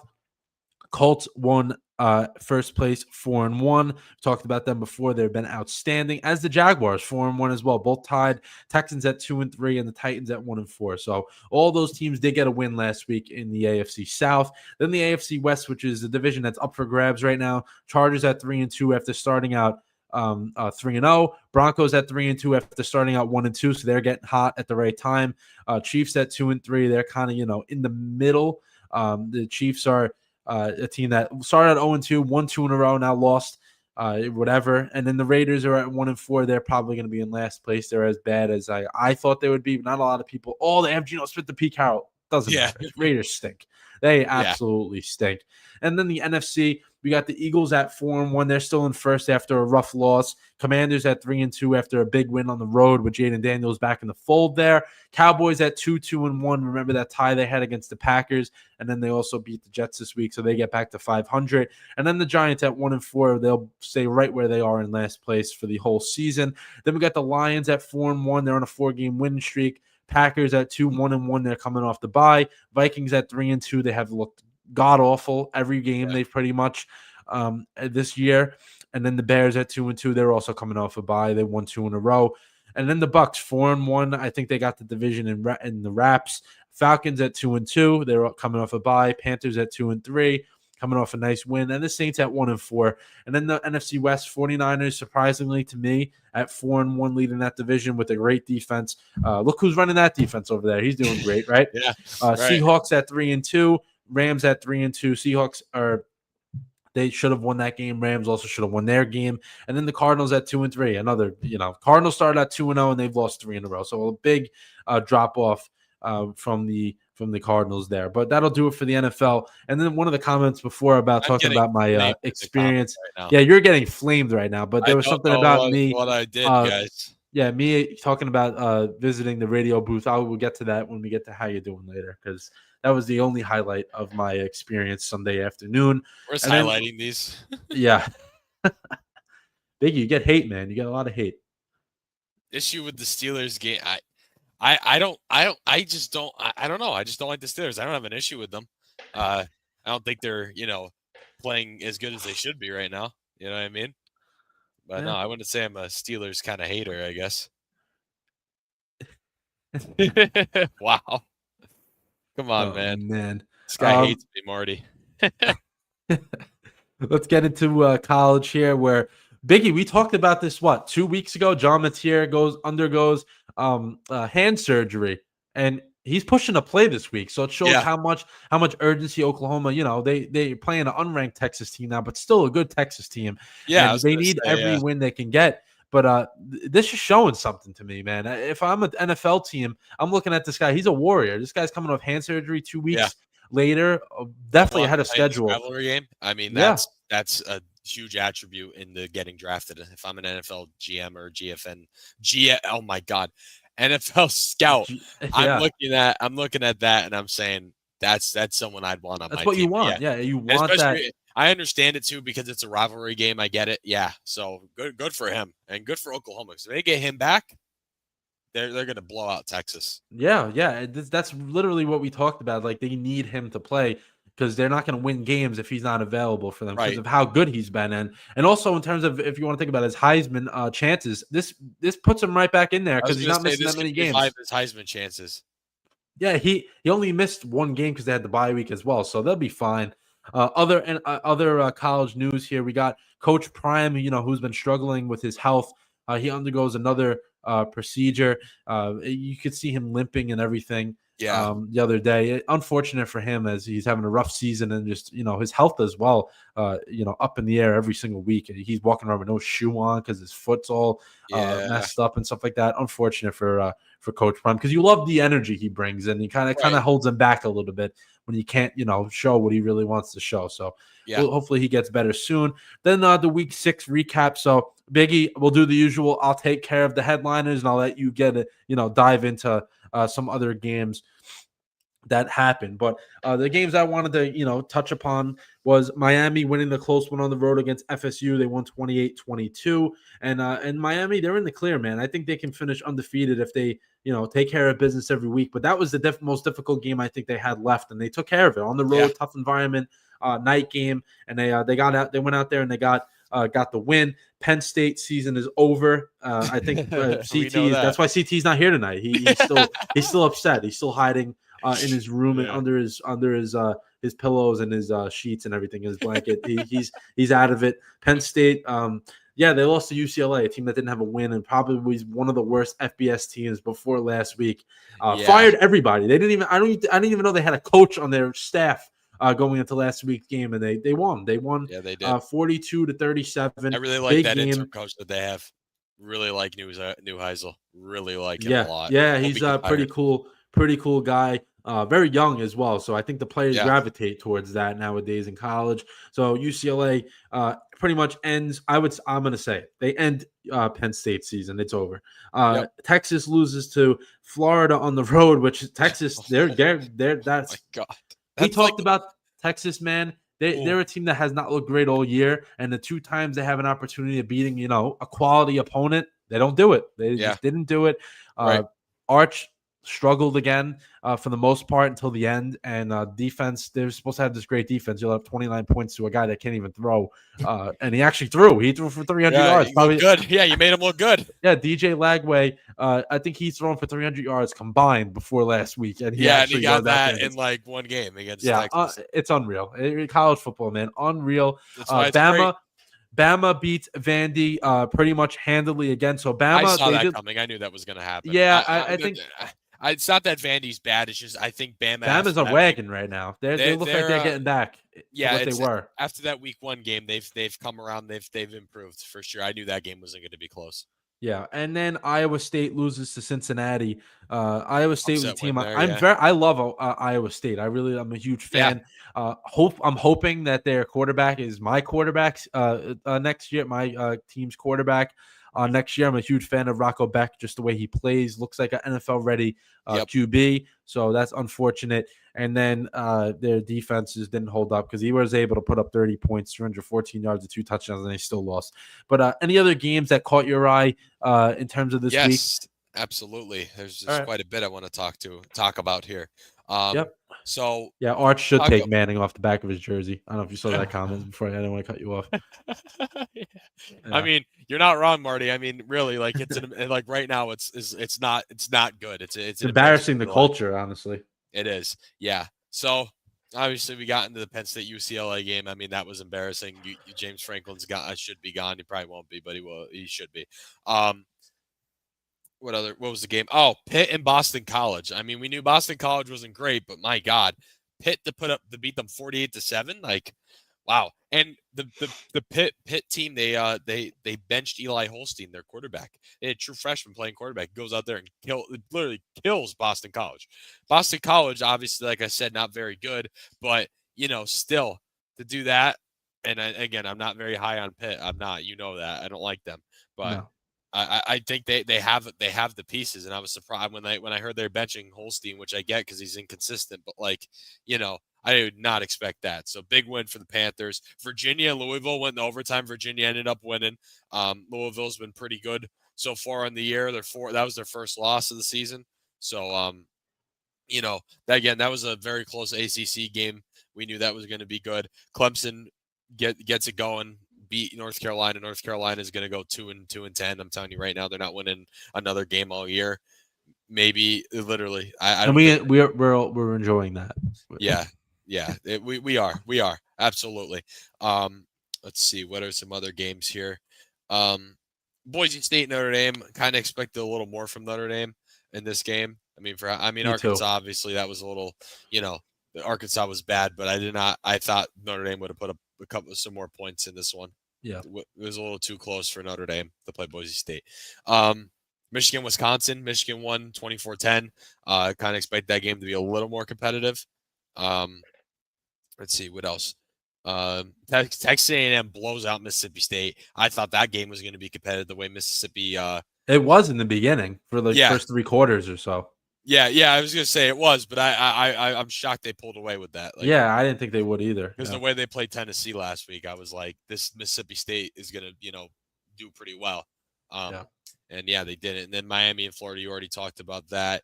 And then how about Maryland? Maryland, the Terrapins go down to Washington, Right? who played Ohio State pretty nicely last week. So kind of not shocked by that, but there goes Maryland's undefeated streak there, and they might do what Maryland usually does and lose out and end up not being great. Because they've been surprising this year, pretty much, right? Yeah, they do that every year, though. They start off really well and then they fall off. I mean, I've seen it happen a couple times. Mm-hmm. Buffalo and Eastern Michigan was a 1-point game. The Bulls are kind of getting it going a little bit more again. I mean, they had some pretty bad games down the stretch after competing with Minnesota week 1. I mean, they barely beat Kent State, lost to Troy. I mean, they lost to UConn, who is them in themselves don't look too hot this year. I don't think compared to what they should be. You know what I mean? They lost some games they shouldn't have and like played close with teams they shouldn't have. And they killed FIU this week, by the way, UConn. So good for them. That was a win. A game that they dominated in, which they should be doing more. I think they're a way more talented team. They shouldn't have beat Syracuse. As a Syracuse fan, they shouldn't have beaten us. I'm telling you right now. Just don't know how that happened. Crazy. Old Dominion looks pretty good. They're 4-1 on the year. They killed Coastal Carolina, who's looking down this year. And TCU beat Colorado. Kansas beating UCF. That one a little interesting. Close game, obviously. Memphis blows out Tulsa. That's expected. I don't think Tulsa's good at all. Duke beats Cal by 45-21. Duke actually, obviously I've seen them play in person. They killed Syracuse, but that was we're at a point with Syracuse where I'm saving all of it for how you doing. I actually don't have as much bad stuff to talk about this week. So you've accepted it. Yeah, but also I saw some improvements. So we'll talk about those. But that's pretty much it. I wanted to get into a couple of those, and yeah. All right. Yeah. All right. Let's do week 7 preview here where I'll take care of the ranked matchups. And first one we got is Ohio State taking on Illinois at 12 o'clock on Saturday. I think it's a little bit of a trap game for Ohio State, but I think they'll take care of business because they've looked good. They've looked really – their offense Their offense might be as good as it was last year somehow, Yeah, the way they've I been don't playing know right now. how. But yeah, no, I agree with you 100%. I don't think they have the same firepower they did last year, though. Not the same. Yeah, no, I But agree they with that. still But look really good. I they mean, do look pretty good. they Yeah, look they like do they're look. going to win it again. But I just don't see that same firepower. Yeah, yeah. They Jeremiah Smith and Carnell Tate are putting up some pretty good numbers so far. And then the other matchups here: Bama versus Mizzou. Bama is a team that they're firing all cylinders. But Mizzou, this is their first like real test. I think this is the first thing that you can look at. And if they go out there and they beat at Bama, you're like, oh, okay, You're this like, team is really okay, good. yep, they're legit. Yeah, Kind of but I like how think Vandy did to them last year. exactly. So Bama's got to be ready to go. Early kickoff as well. I think that can play. When you're the road team on an early kickoff, you're sleeping in a hotel the night before. That can play. That can play my games with you a little bit. Absolutely, yeah, yeah. I think that's very very a thing. It's definitely a thing. Indiana taking on Oregon. This is a game. I'm gonna be honest with you. It's gonna be really really good. And I Really think good game. Indiana. I know Oregon has probably looked one of the best in the country, but I think Indiana was gonna give them a really good game. And I think so too. and yeah, and if for any Jet fans watching, watch this game because one of those two quarterbacks very much may be the Jets quarterback next year. I would not be Yeah, shocked if either I one of agree. those guys are playing as a Jets quarterback next year. Fernando Mendoza and Dante Moore. Either one of those guys can definitely be one of the guys that are in conversation for the first round pick of the Jets at QB. And then Oklahoma taking on Texas. Texas is not ranked, so the firepower of the matchup's not there as much. But also Texas is loaded with talent. They should Yeah, not they be are. Yeah, unranked. It I is was gonna unreal. say, yeah, But and listen, if John Mateer plays in this game, that gives Oklahoma a significant advantage just it because of does. how Yes, good he is. absolutely. But it's also what John Mateer are we going to get because he was so good before he got hurt, coming off a hand surgery, And one mind that you. he wants to get back like quicker Yeah. than he should Only two be. Right. weeks later is crazy.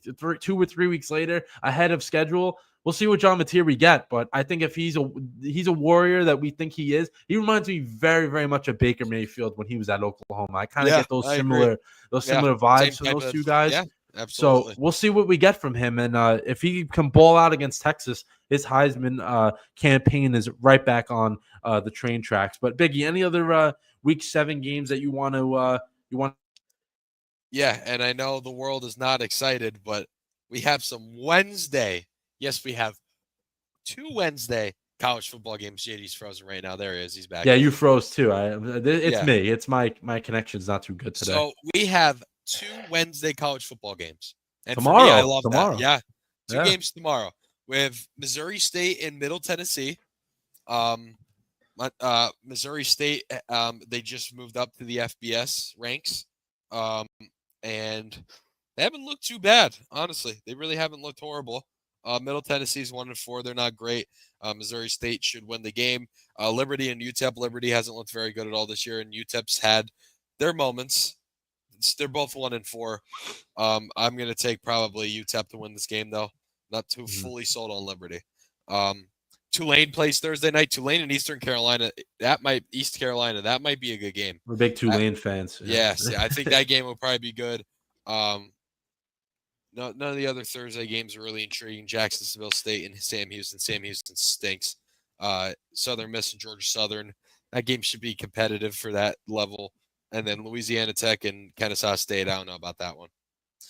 Nothing crazy there. Then we have some Friday night action. South Florida at North Texas. South Florida has been pretty good so far. That has been pretty decent this year, and so is North Texas. So this should be a really pretty promising matchup. If North Texas beats this game, they might get into the top 25. Like it's a Yeah. possibility for them to get in.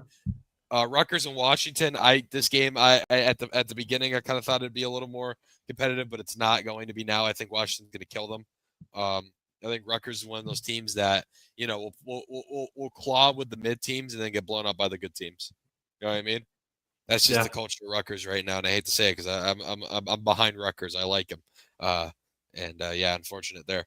Colorado State, Fresno State. That game should be nothing. Fresno State should beat them. Colorado State's 1-4. The Pitt and Florida State should be an interesting game. We're going to see how Florida State, and see how Florida State can handle a team like Pitt, who I think is one of those teams that is always the trap game for teams like this. They're always that trap team. That's just Pitt football. And we'll see how that quarterback does. UCLA, Michigan State is going to be a lot of eyes on UCLA now after that win. So we'll see what they can do if they continue to play like that, or that's just a lightning in a bottle type moment. Stanford at SMU, not going to be very good. SMU should probably kill them. Let's see what else we got. I'm just scrolling through the games here. It sounds crazy, but these are my type of games. UMass and Kent State should be really good. I'm excited for that one. I think UMass can get their first win of the year here. I think UMass beats Kent State. I think they do it. Give me them. Give me the Minutemen. Virginia Tech, Georgia Tech. Georgia Tech's going to be 6-0 at this point. They're going to kill Virginia Tech. Virginia Tech sucks. I'm saying that right now. Notre Dame and NC State. This game was supposed to be a little bit better. NC State looks good, but not at the point where they're going to be, beating Notre Dame. So I'm going to take the Irish by a good amount. Northwestern and Penn State now is looking to be a good game. Yeah, I can't believe that. I'm going to take the Nittany Lions though to bounce back. Nebraska and Maryland is going to be good. The Terrapins need to bounce back here, but again, Matt Rule coach teams, you cannot, count them out. Wake Forest and Oregon State. That's going to be a very evenly matched game. I don't think Wake Forest is very good. Oregon State is 0-6. So, I just think that's one that, Wake Forest should win, but it's going to be evenly matched. It was a lot of these games. I don't care about the records. I just care about how evenly matched they're going to be. Yeah. You know what I mean? So let's see what else. Iowa and Wisconsin should be a decent game. Georgia and Auburn should be solid. Auburn always plays tough. Michigan, I think, is going to beat USC by more than 2.5. That's just me.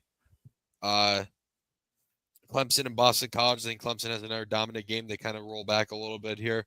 LSU kills South Carolina.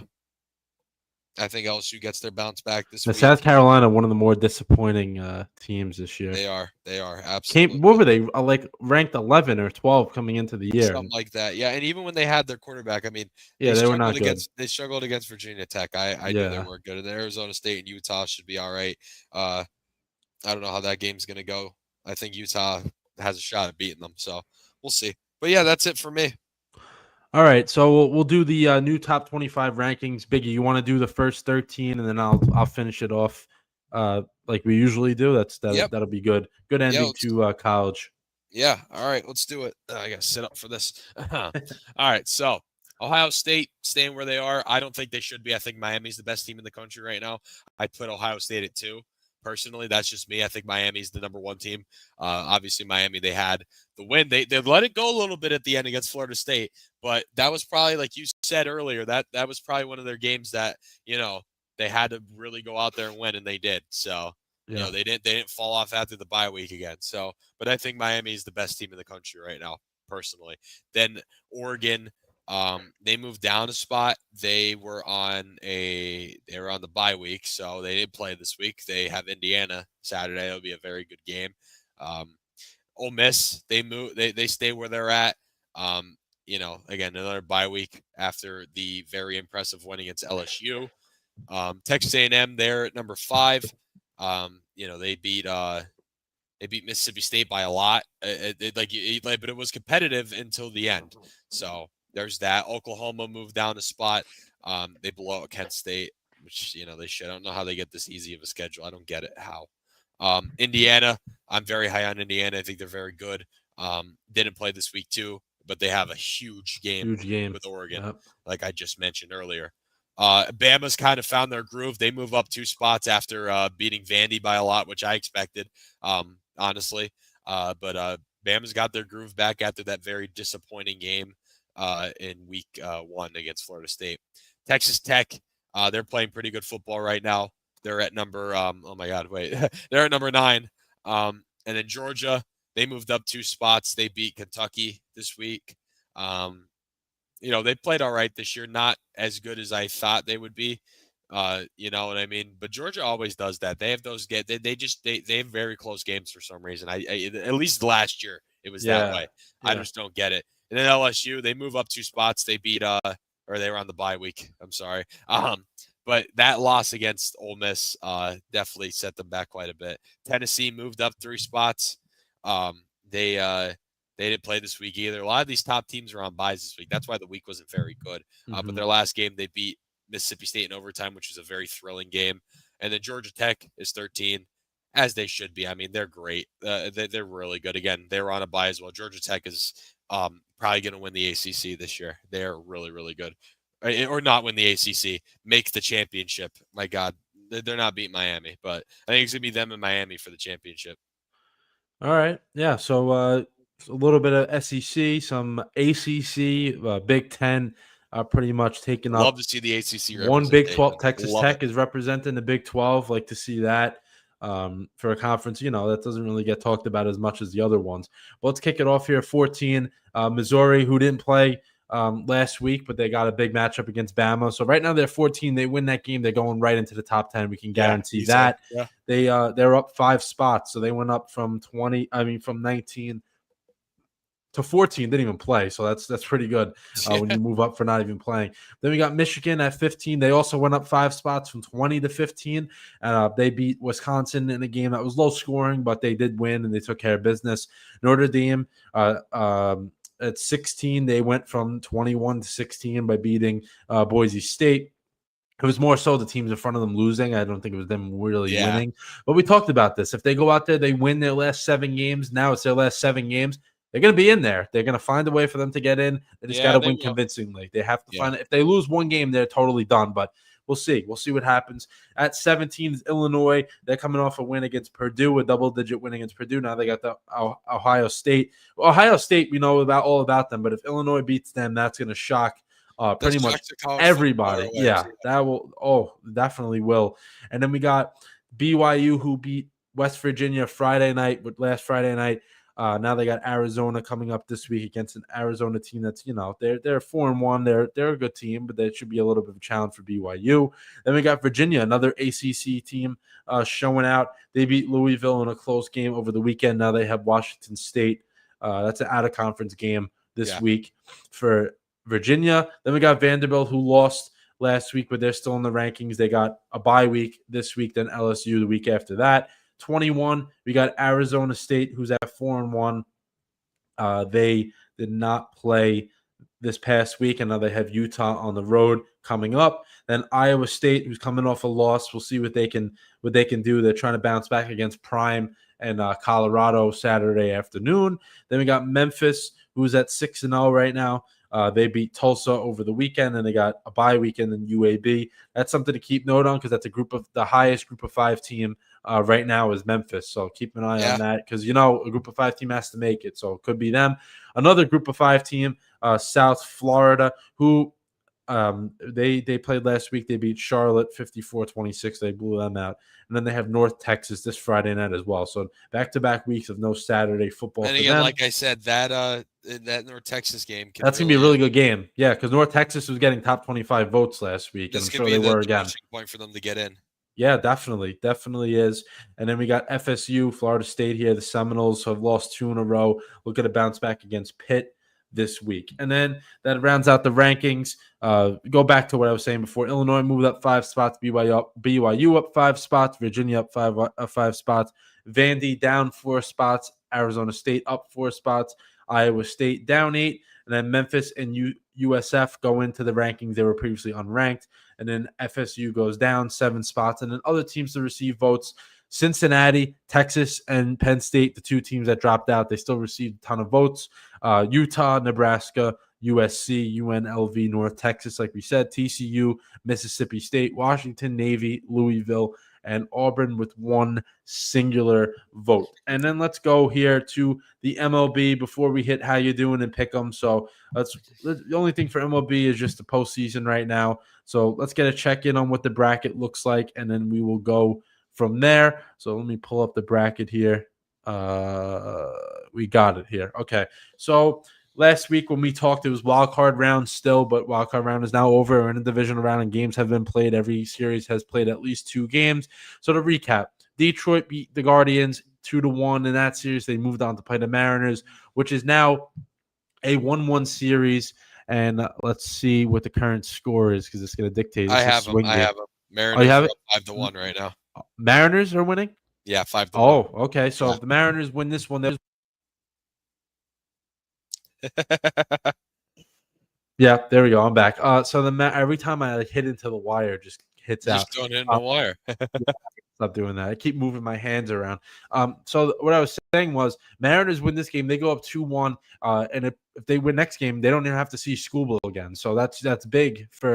I say that's the big factor for them. If they don't see Avoid Schoolboy again, they're fine. What you want to do? If you win the next two, you don't have to see Schoolville. If you split, you have to see Schoolville again. So they have to try to do all they can to avoid that. Because listen, they are a good team, but you don't want to see someone like Schoolville again. And then the Yankees beat the Red Sox last week 2-1 in that wild card series. Now they're down 2-0, which Biggie will talk about in a little bit. But they're also losing this game 4-1. The epitome of what of the decisions that were made by one specific man in particular, and someone that should be fired but won't be. It's Aaron Boone. And then I actually got this point brought up to me today. The Yankees don't really have. I mean, they do, and it's the guys that Boone takes out for analytical purposes. Someone like Aaron Judge, I love the guy. Don't get me wrong, but it's either a strikeout or a home run. Like, you need guys that are going to be able to, get those RBIs, get those doubles, the singles, get on base. You know what I mean? Yeah. Like, once you get into the postseason, that matters more than anything, and we don't really have that. And the guys that we do, Aaron Boone's like, well, analytics, we got to sit them. Oh, we got to change the lineup around. No, it's baseball. It's not the NFL. Like, he should be fired. He better get fired after tonight. Like, he better. We're down 4-1 right now. It's over. I mean, I knew it was over after we gave up 10 plus runs in 2 games. So, yeah, Aaron Boone, get out. We don't like you. No one likes you anymore. Yeah, and the talk about Judge, actually, like Judge in the postseason, he hasn't struck out a ton, but he did strike out in a crucial moment on over the weekend. It was bases loaded. I think it was 1 or 2 outs, and he struck out with the bases loaded. And yeah, he right now he's batting 474. Only has 1 extra base hit, so he's not really. He's not doing what he needs to do. Yeah, exactly. Like, and this is a guy that's had a really bad, postseason throughout his entire career. Never had more than 9 hits in the postseason. Yeah, he tied that number, but 8 singles and only 1 double, no home runs, only 2 RBIs. So he's struggling in terms of run producing. And Trent Grisham, who's been a great leadoff guy all year, he's not producing. Bellinger after him is not producing. So he's in the middle of 2 guys that aren't doing well. He's not going to get anything to hit. No, he's not going to get anything to hit. Ben Rice is a guy that he's been in and out of the lineup. He's not doing good. Stanton, awful. Usually he's been awful, and usually he's been great throughout the entire postseason. All of his time with the Yankees. Jazz Chisholm, hit the situation last week, and the bottom of the lineup they're not going to really produce. And then the pitching is a mess. Now it's 6-1, so this game's getting out of reach already. And they just took out Carlos Rodon. Out of reach since the middle of the 5th inning of Game 1. Yeah, I mean, this series, the Yankees, you would think they had the same record as the Blue Jays, so it's not like the Blue Jays are that much better than them. And I think if you stack up 13-4. Yeah, exactly. And I think if you stack up rosters, they're not that much better. But the Blue Jays are doing the little things correctly that the Yankees are not, and that it is what it is. But for the Yankees, listen, they have talent, but they do have their holes, and Aaron Boone is definitely one of those. And then with the Blue Jays, man, they're hitting machine right now. Vlad Guerrero's coming into this game. He was 6 for 9. Now he's 7 for 10. He's batting 700 in the postseason. Unreal. With 8 RBIs in 3 games. So he has been great. Dalton Varsho, another guy that's been hitting for the Blue Jays, same numbers as Vlad. They got a ton of guys up and down the lineup that are hitting. Their pitching is clicking. They're doing well. And then with the Mariners and the Tigers, I forgot to mention this. With the Mariners, their pitching staff has been really good. And then with the Tigers, they're kind of searching for someone else to step up besides Schoolville. And that's what's holding them back. I agree. Yeah, no, you have, like we just said, I mean, you don't have to face him. It's a great day. I agree. I think it's, that's the guy. I mean, they don't really have another guy like him. They don't. They rely on the bullpen from one game, and then they use Jack Flaherty, who didn't get out of the 5th inning or the 4th inning today. And yeah, I know that the first 2 games of the series were 3-2, but it's also the Tigers are they're using everybody on that pitching staff to get through a game. That's going to get – I know it's the postseason. Everyone has to be available every inning of every game, but it's going to get to you when you have to pitch every single guy in every game just to try to make sure you have a chance at winning. Right. When you have a guy like Schoolville, but you don't have anybody else that, that can go out there and shut a team down for 6 to 8 innings. I We know, don't and have that. that's the only thing that's going to hold the Tigers back because they're very good, but you have that shortcoming there, and that's going to hold you back greatly, Yeah, yeah, without a doubt. especially And in the then postseason. yeah, the postseason's all built on pitching, man. If you don't have Yep, it, you're not going to win anything. And exactly. then with the National League, both of these series, so the only series that is tied up at 1-1 is the Tigers Mariners. But National League, the Brewers are up 2-0 against the Cubs, and it's been pretty much non competitive both games. I know last night was 7-3, but the Cubs are not coming back in that game. We all know that. And then with the Brewers, they're getting creative with the pitching staff. They have a loaded bullpen, so they're going to use it. Jacob Mizorowski pitching out of the pen is a cheat code. That's actually insane that Yeah, he's doing that. And yeah, the Brewers are going to pretty much win this game. If they don't win tomorrow, they'll probably win game 4. I don't think the Cubs have a chance. And the Cubs are just lacking in the pitching department too. A lot of these teams in the postseason are lacking in consistent pitching throughout. And it's unfortunate, but they're not going to be able to come back from that. And then the Dodgers up 2-0 against the Phillies. So the Phillies had a lead in game 1, let that one get away. They blew that. And then yesterday they were up. They weren't up, but it was 4-0. They got battled back to make it 4-3. And then they lost. So the Phillies are now down 2-0. They lost 2 at home, which you can never do that if you want to yeah, win. and all their fans are saying it's over. Yeah, and listen, I know neither of us are Philly fans, but this is a team that's consistently made the postseason the last 5 or 6 years, and they Right. just can't. They seem like they're going on the downturn. This team that made the World Series, the NLCS, all that stuff, NLDS, they've been in the last 2 years, and they're not going to. They lost to the Mets last year, and they're going to lose to the Yeah, Dodgers again. It's yeah, it's crazy. that's They how have it so goes. much talent, they just cannot. The Dodgers are a good team, yeah, but the Phillies shouldn't be down 2-0 right now, especially with the first two Agreed. being at home. They, Yeah, they don't have a chance. I that series is over. Really, it really is over. yeah, Um, and then with the Dodgers, they have so many starting pitchers that they're throwing these guys out there to I close know. games. It's insane how Wild. how They're loaded they are. stacked. They're stacked. Yeah, They're going to win it again, I think. yeah, I think so too. I think they really they got Roki Sasaki, all these guys coming out of the pen, especially after starters they have. It's insane how Yeah, good they're they good. are. Uh,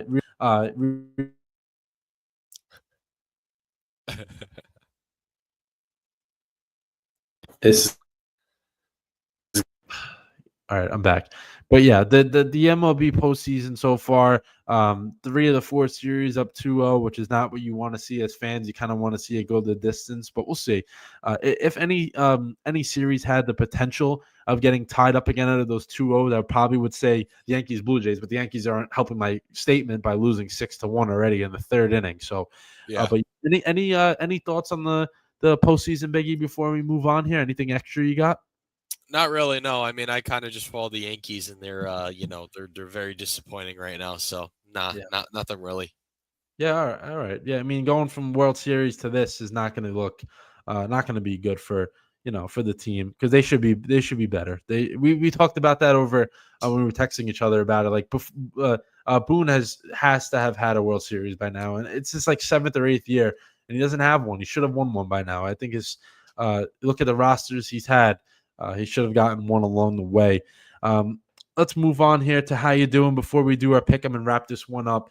So Biggie, I'll let you kick this one off here. I know you have some, different teams you want to talk about. I know your Flyers are back in action. You've Yeah, touched upon them before, but you want to go into more depth on them. Go ahead. So yeah, kick us off here. yeah, Start wherever you want. If you want to yell, if you want to be calm, all yours. yeah. I mean, well, the Flyers, I'm actually kind of excited this year. They got a very young core, Trevor Zegras, I obviously Michkov. I mean, top best rookie in the NHL last year.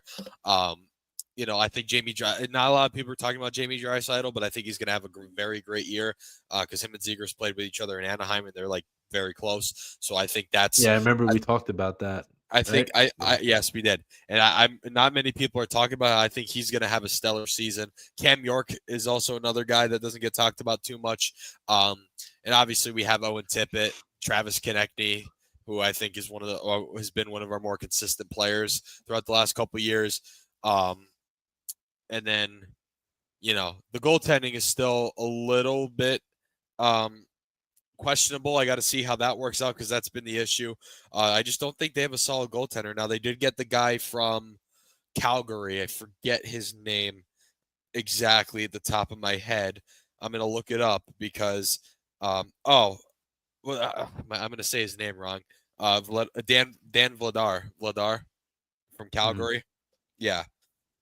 I think he's going to be a boost to our going to be a boost to our goalie room, and then Kolosov is okay as well. Samuel Harrison, I don't like him. I don't know why everyone's so high on him. I think he stinks. I just don't think he's a good goaltender at all. But I think Vladar is going to be a nice boost to the goaltending room. I hope. Because that was kind of our problem last year, and just inconsistent defensive play, and then the way the season shook out with Tortorella leaving, and just the whole thing, like, it just was very odd. It just and now he's on ESPN. Yeah, he's an analyst now. Yeah. We sent that man back to ESPN. Isn't that crazy? But yeah, no, they should be improved. Hopefully, we'll make the playoffs this year. I hope they do. Again, just a young team, new head coach Rick Tocchet, who I think should be a good head coach. I know him, and he was in Vancouver previously, or he's been in Vancouver, and the Canucks fans are saying, give him a year or two, he'll be out of there. We'll see if that happens. You know what I mean? So, but yeah, I'm actually kind of excited. They open up on Thursday against the Florida Panthers at 7 p.m. So looking forward to that this year. I think they're actually going to be a team that's not going to disappoint me like they did last year. But a team that is disappointing me is my good old Syracuse Orange. Oh, and I already, it's just new people coming in every day saying that Cuse is horrible. I get it. I know. It's bad. I don't know what's going on. Ricky Collins saw some improvements from last week. Syracuse made it a game at the end, but they got blown out by SMU. And I just don't think he's. And people are saying, oh, get Luke Carney in, who's our true freshman third. He was our third string. Now he's a backup to Ricky. But I just think that if you put Luke Carney in, I don't think you're going to see much of an improvement. I don't think you're at the point of the season where you can give Carney a shot yet.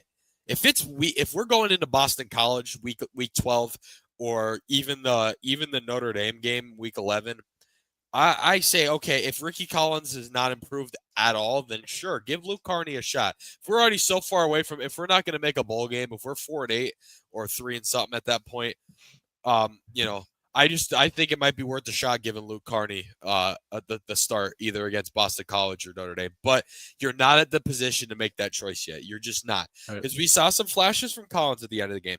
He just can't hit his target. He overthrows every ball that he throws. I mean, that's his issue. He overthrows everyone, and he makes decisions too quickly. So I'm not as mad as I was last week because I did see some improvements. The thing I'm mad about is the way that we are just immediately turning on this team and turning on Fran Brown. I still believe in Fran Brown. That man's a culture builder. I know he is. I know for a fact. I know we may not be great right now, and the schedule going down is not going to help us, but I don't think it's time to turn on Ricky Collins just yet. If he doesn't improve at all, okay, yeah, give Luke Carney a shot. He threw for 10,000 yards in high school, won 4 straight state titles. Great. But in Texas, might I add. So, I just don't think it's time to give him a shot yet, because I think if you take Ricky out now and put Carney in, you're stuck with Carney. And Carney, I don't think is, going to be anything crazy if you put him in. He's a true freshman. So I think people that are turning on this program immediately, obviously when your best when the leading passer in the country goes down, Steve Angeli, who was poised to have a really good year and probably would have had us above 500. We definitely would have beat Duke, definitely would have beat SMU with Angeli. We would have only had one loss, and that would have been Tennessee. And then people are saying, oh, Angeli started off slow too when we played Tennessee, and he did. But I think Angeli looked a lot more calm, a lot more poised against Tennessee than Ricky Collins did against Duke and SMU. So, I just think Ricky Collins, he should improve. I hope he does. We're on a bye this week. We're going to play Pitt on the 18th. So we'll see how that goes. And Pitt looks really good right now. They just had a quarterback shakeup. They benched Eli Holstein, and they have their for true freshman in. So, that's the thing too. But I just don't agree with the fact that people are saying put Luke Carney in now. I don't think you can do that, especially coming out of a bye week. And, again, Ricky showed some flashes. He did. He used his feet a little bit more. He threw the ball well towards the end of the game. And what's concerning, JD, because this has been Syracuse's biggest weak point besides our run defense. Our offensive line looked good. Ricky Collins had a lot of time to get the ball. That's concerning that we lost by that much and our O-line played great. And our run game's coming around. Yasin Willis looks really good. And I'm also kind of nervous too. I just completely forgot about this. Justice Ross Simmons, who's probably been our best receiver behind or tied with Jonte Cook, was on crutches at the end of the SMU game. So hopefully we don't lose Ross Simmons because he's pretty good. Jonte Cook's been playing well. Um, you know, I don't know. They're in a bad spot right now going into a bye. But I just don't think it's time to give up on Collins fully. I don't think you're at the position where you can put in a true freshman quarterback. You know what I mean?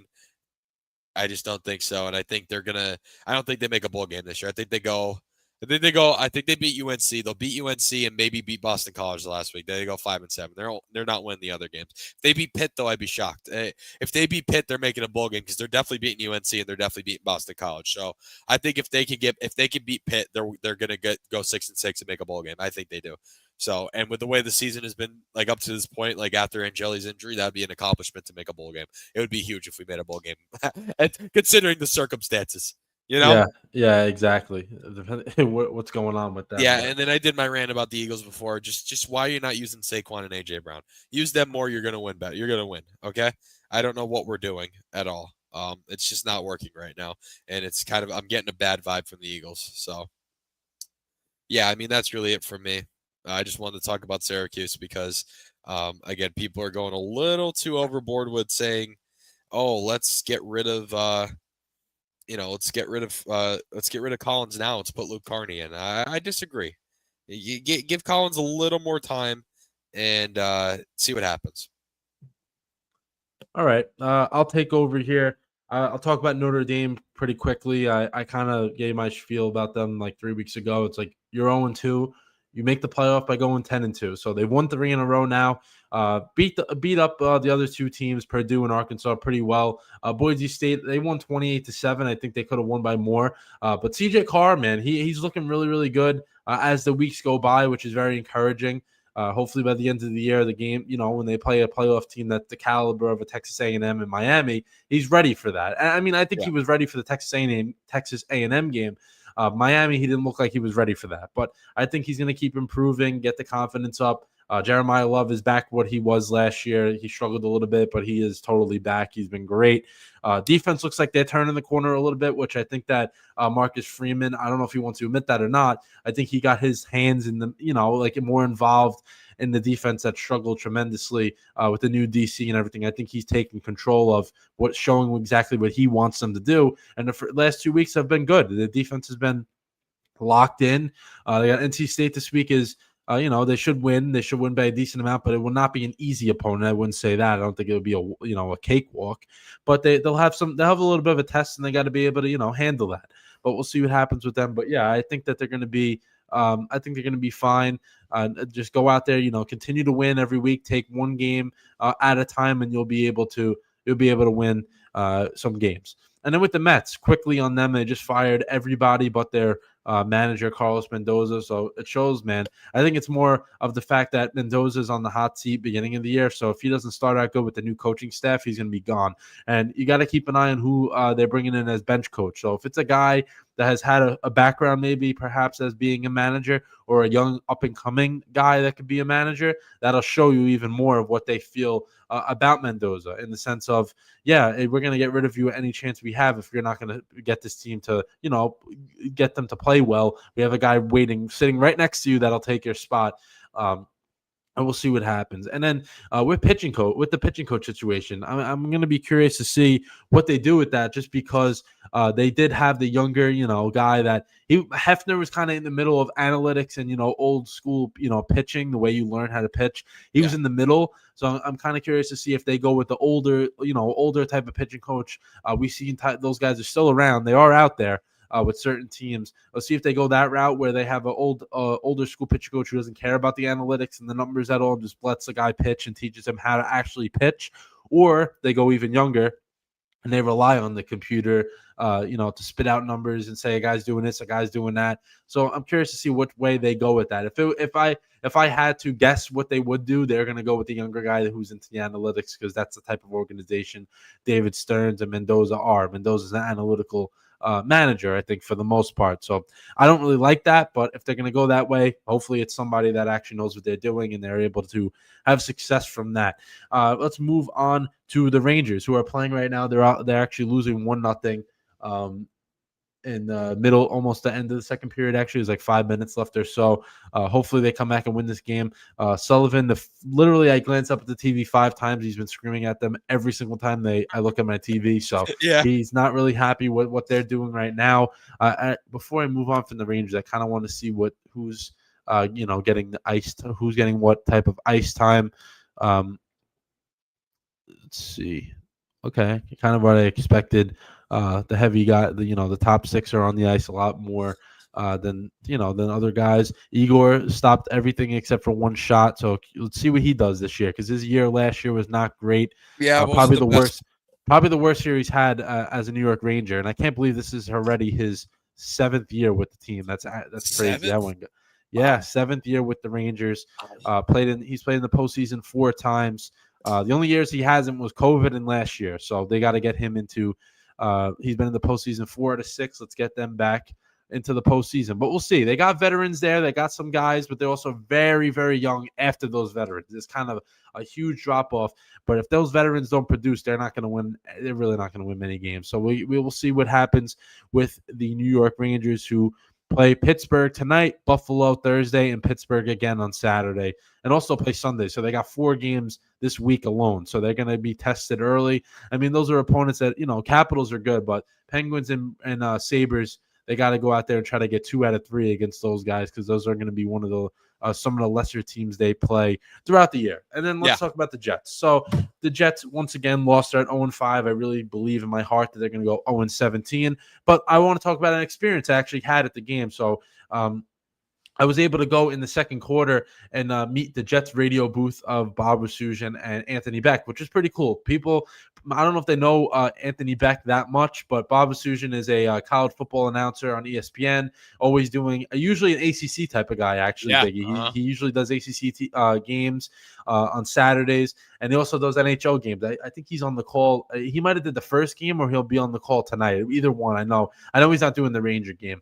And a very cool guy to meet, man. He was really, really cool. The booth itself, like I know I've called games before, but obviously I'm not that level. I'm not saying that. But the things that like they had in front of them, like like the sheets, like guys' names and all that, things I've done, I was like, oh, okay, I actually did learn something when I was in school. I did pay attention, like things like that. It made me like feel better about like what I've done. But it's just so cool, like what they have. When they he got the ad reads passed to him, he was reading those and like passing it back. They had a whole operation going. He had like a spotter for him. So say a guy makes a tackle, he's like, oh, he like nudges him 50. He points to the guy's name on the stat sheet. Oh, tackle made by whoever. Like that. It's more that goes into that than people think than just the guy talking. Yeah, it's like there's no way the play-by-play announcer is going to notice every single thing that happens, because it's not possible. It's really not possible. You don't have that many. You only have 2 eyes. You don't have 8. Yeah, it's tough to to do that. And to me, what impressed me the most was, because I've worked with a few different people in terms of calling games in different roles.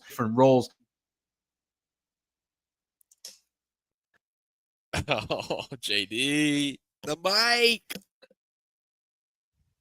You're muted again. It's the connection. It's not the mic, because I didn't even touch anything this time and it just went out. But what I was saying was, I've done games in numerous different roles, different sports and stuff like that. And the one thing I really appreciated what those guys did on Sunday, and because you don't really, you don't realize it when you're listening, or like I don't really listen to the radio anyway. But it was like the way they were working together. They knew Anthony Beck, former player drafted by the Jets in the first round. He's a head coach of.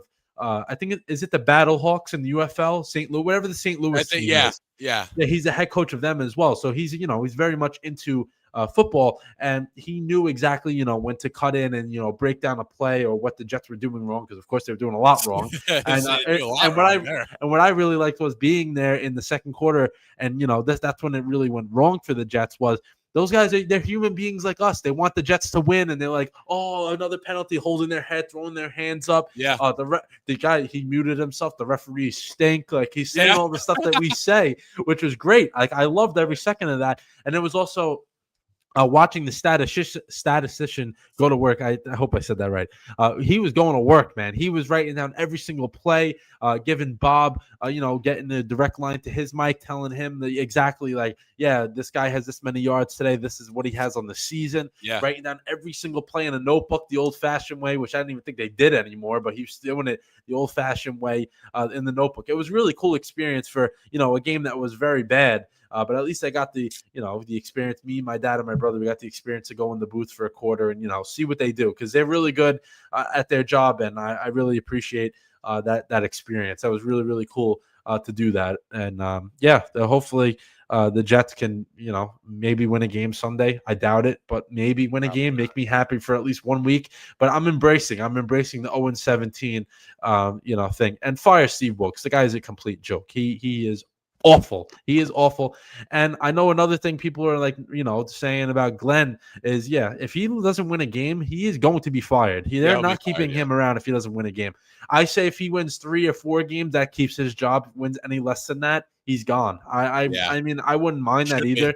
Yeah, he hasn't done anything to impress anyone, but another head coach would be another, turmoil over the offseason, stuff like that. But listen, you don't have a young quarterback that you don't want to deal with change right now. You don't have a quarterback locked in for the future.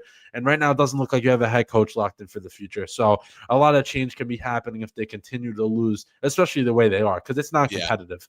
I already said this. I was like, if they lose games closely, and I'm not going to root for a loss, but if they lose games closely and it doesn't go their way, like week 1, whatever, but week 2 against the Bills, the other day against the Cowboys, pretty much the entire game against the Bucs until the end. Miami, that game was a joke. Both teams absolutely suck, so that was whatever. But 3 of the 5 games haven't even been competitive, really. I know they only lost by a few to the Bucs, but that game was non-competitive until the fourth quarter. And and if anyone's going to argue me about Fields looking good, no, those numbers are all garbage time.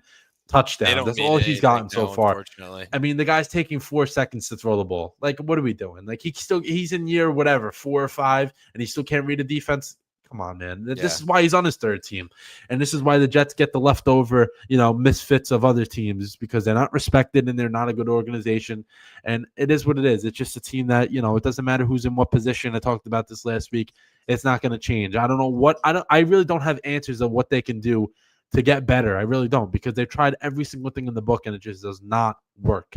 And you can't fire the owner, because that would be, something that would should happen, but you can't do that. You can't do that. No, you can't do that. Last thing we got here. That's enough of talking about the Jets. We'll do the pick 'em. So I'm at 10-8 and Biggie's at 8-10. We have lost at least 2 in a row, I think more at this point. And we lost the 49ers Rams game, which we all both thought would be a layup, but it is what it is. But this week we'll pick the 49ers versus Bucs game. I think it's going to be the best game of the week. And I try to avoid, our teams being in the middle of a game. I don't think we would pick that one anyway. So, 49ers versus Bucs. This one's in Tampa. I'll kick this one off here. I'm going to go with the Bucs. I think they're going to win this game just on the sole purpose of they're getting more healthy at the moment. They're going to go into the game with probably Mike Evans playing. To what extent, I don't know, but having him there means something. It doesn't matter if he's playing 5 or 500 plays. If he's there, it means something for the Bucs. And I mean, they scored 38 points without him and Bucky Irving and the rest of the gang they have there. So it doesn't really matter. I think the 49ers they're a good team. Question mark still at quarterback this week. I honestly think the way they've played this year, Mac Jones actually gives them a better chance at winning over Brock Purdy. But they're going to go with Brock Purdy because that's the guy they paid. That's their guy. You know how the league works. But I'm gonna go with the Bucs to win this. One. Very close though. Very, very close game. Wouldn't be shocked if it's another game-winning field goal. Yeah, and that's exactly why I'm going to take the 49ers. Okay. I can't not. I mean, I know the Bucs are getting a lot of their guys back, but I just think the Bucs are due for a loss at this point, because they've had all those close games and they've had this, and the 49ers just went and beat the Rams. I don't know how, but I'm going to take the 49ers. All right, so difference of opinion for the first time in I think a month. So yeah, maybe that'll get maybe one of us will win. Obviously, one of us will win unless there's a tie. But one of us badly needs a win after what we went through, and that could change things. I mean, if I win, I'm up 3 games, and if you win, you're only down a game. So that's a big give me a big swing, kind of like the Bills and the Patriots of last week. But a great show once again, the 2-hour show, action-packed things that we talked about. We appreciate the comments, always fun. The things that we see and read from the comments section. But Biggie, anything you got here before we sign this one off? Nothing at all. Have a good all night. Right. Yeah. All right. That'll do it for episode 71. We appreciate everybody. Go out Instagram, TJ Productions, JD Empire Sports Talk, Instagram, TikTok, YouTube. Follow, comment, everything. Subscribe, all the good stuff. See you guys. See ya.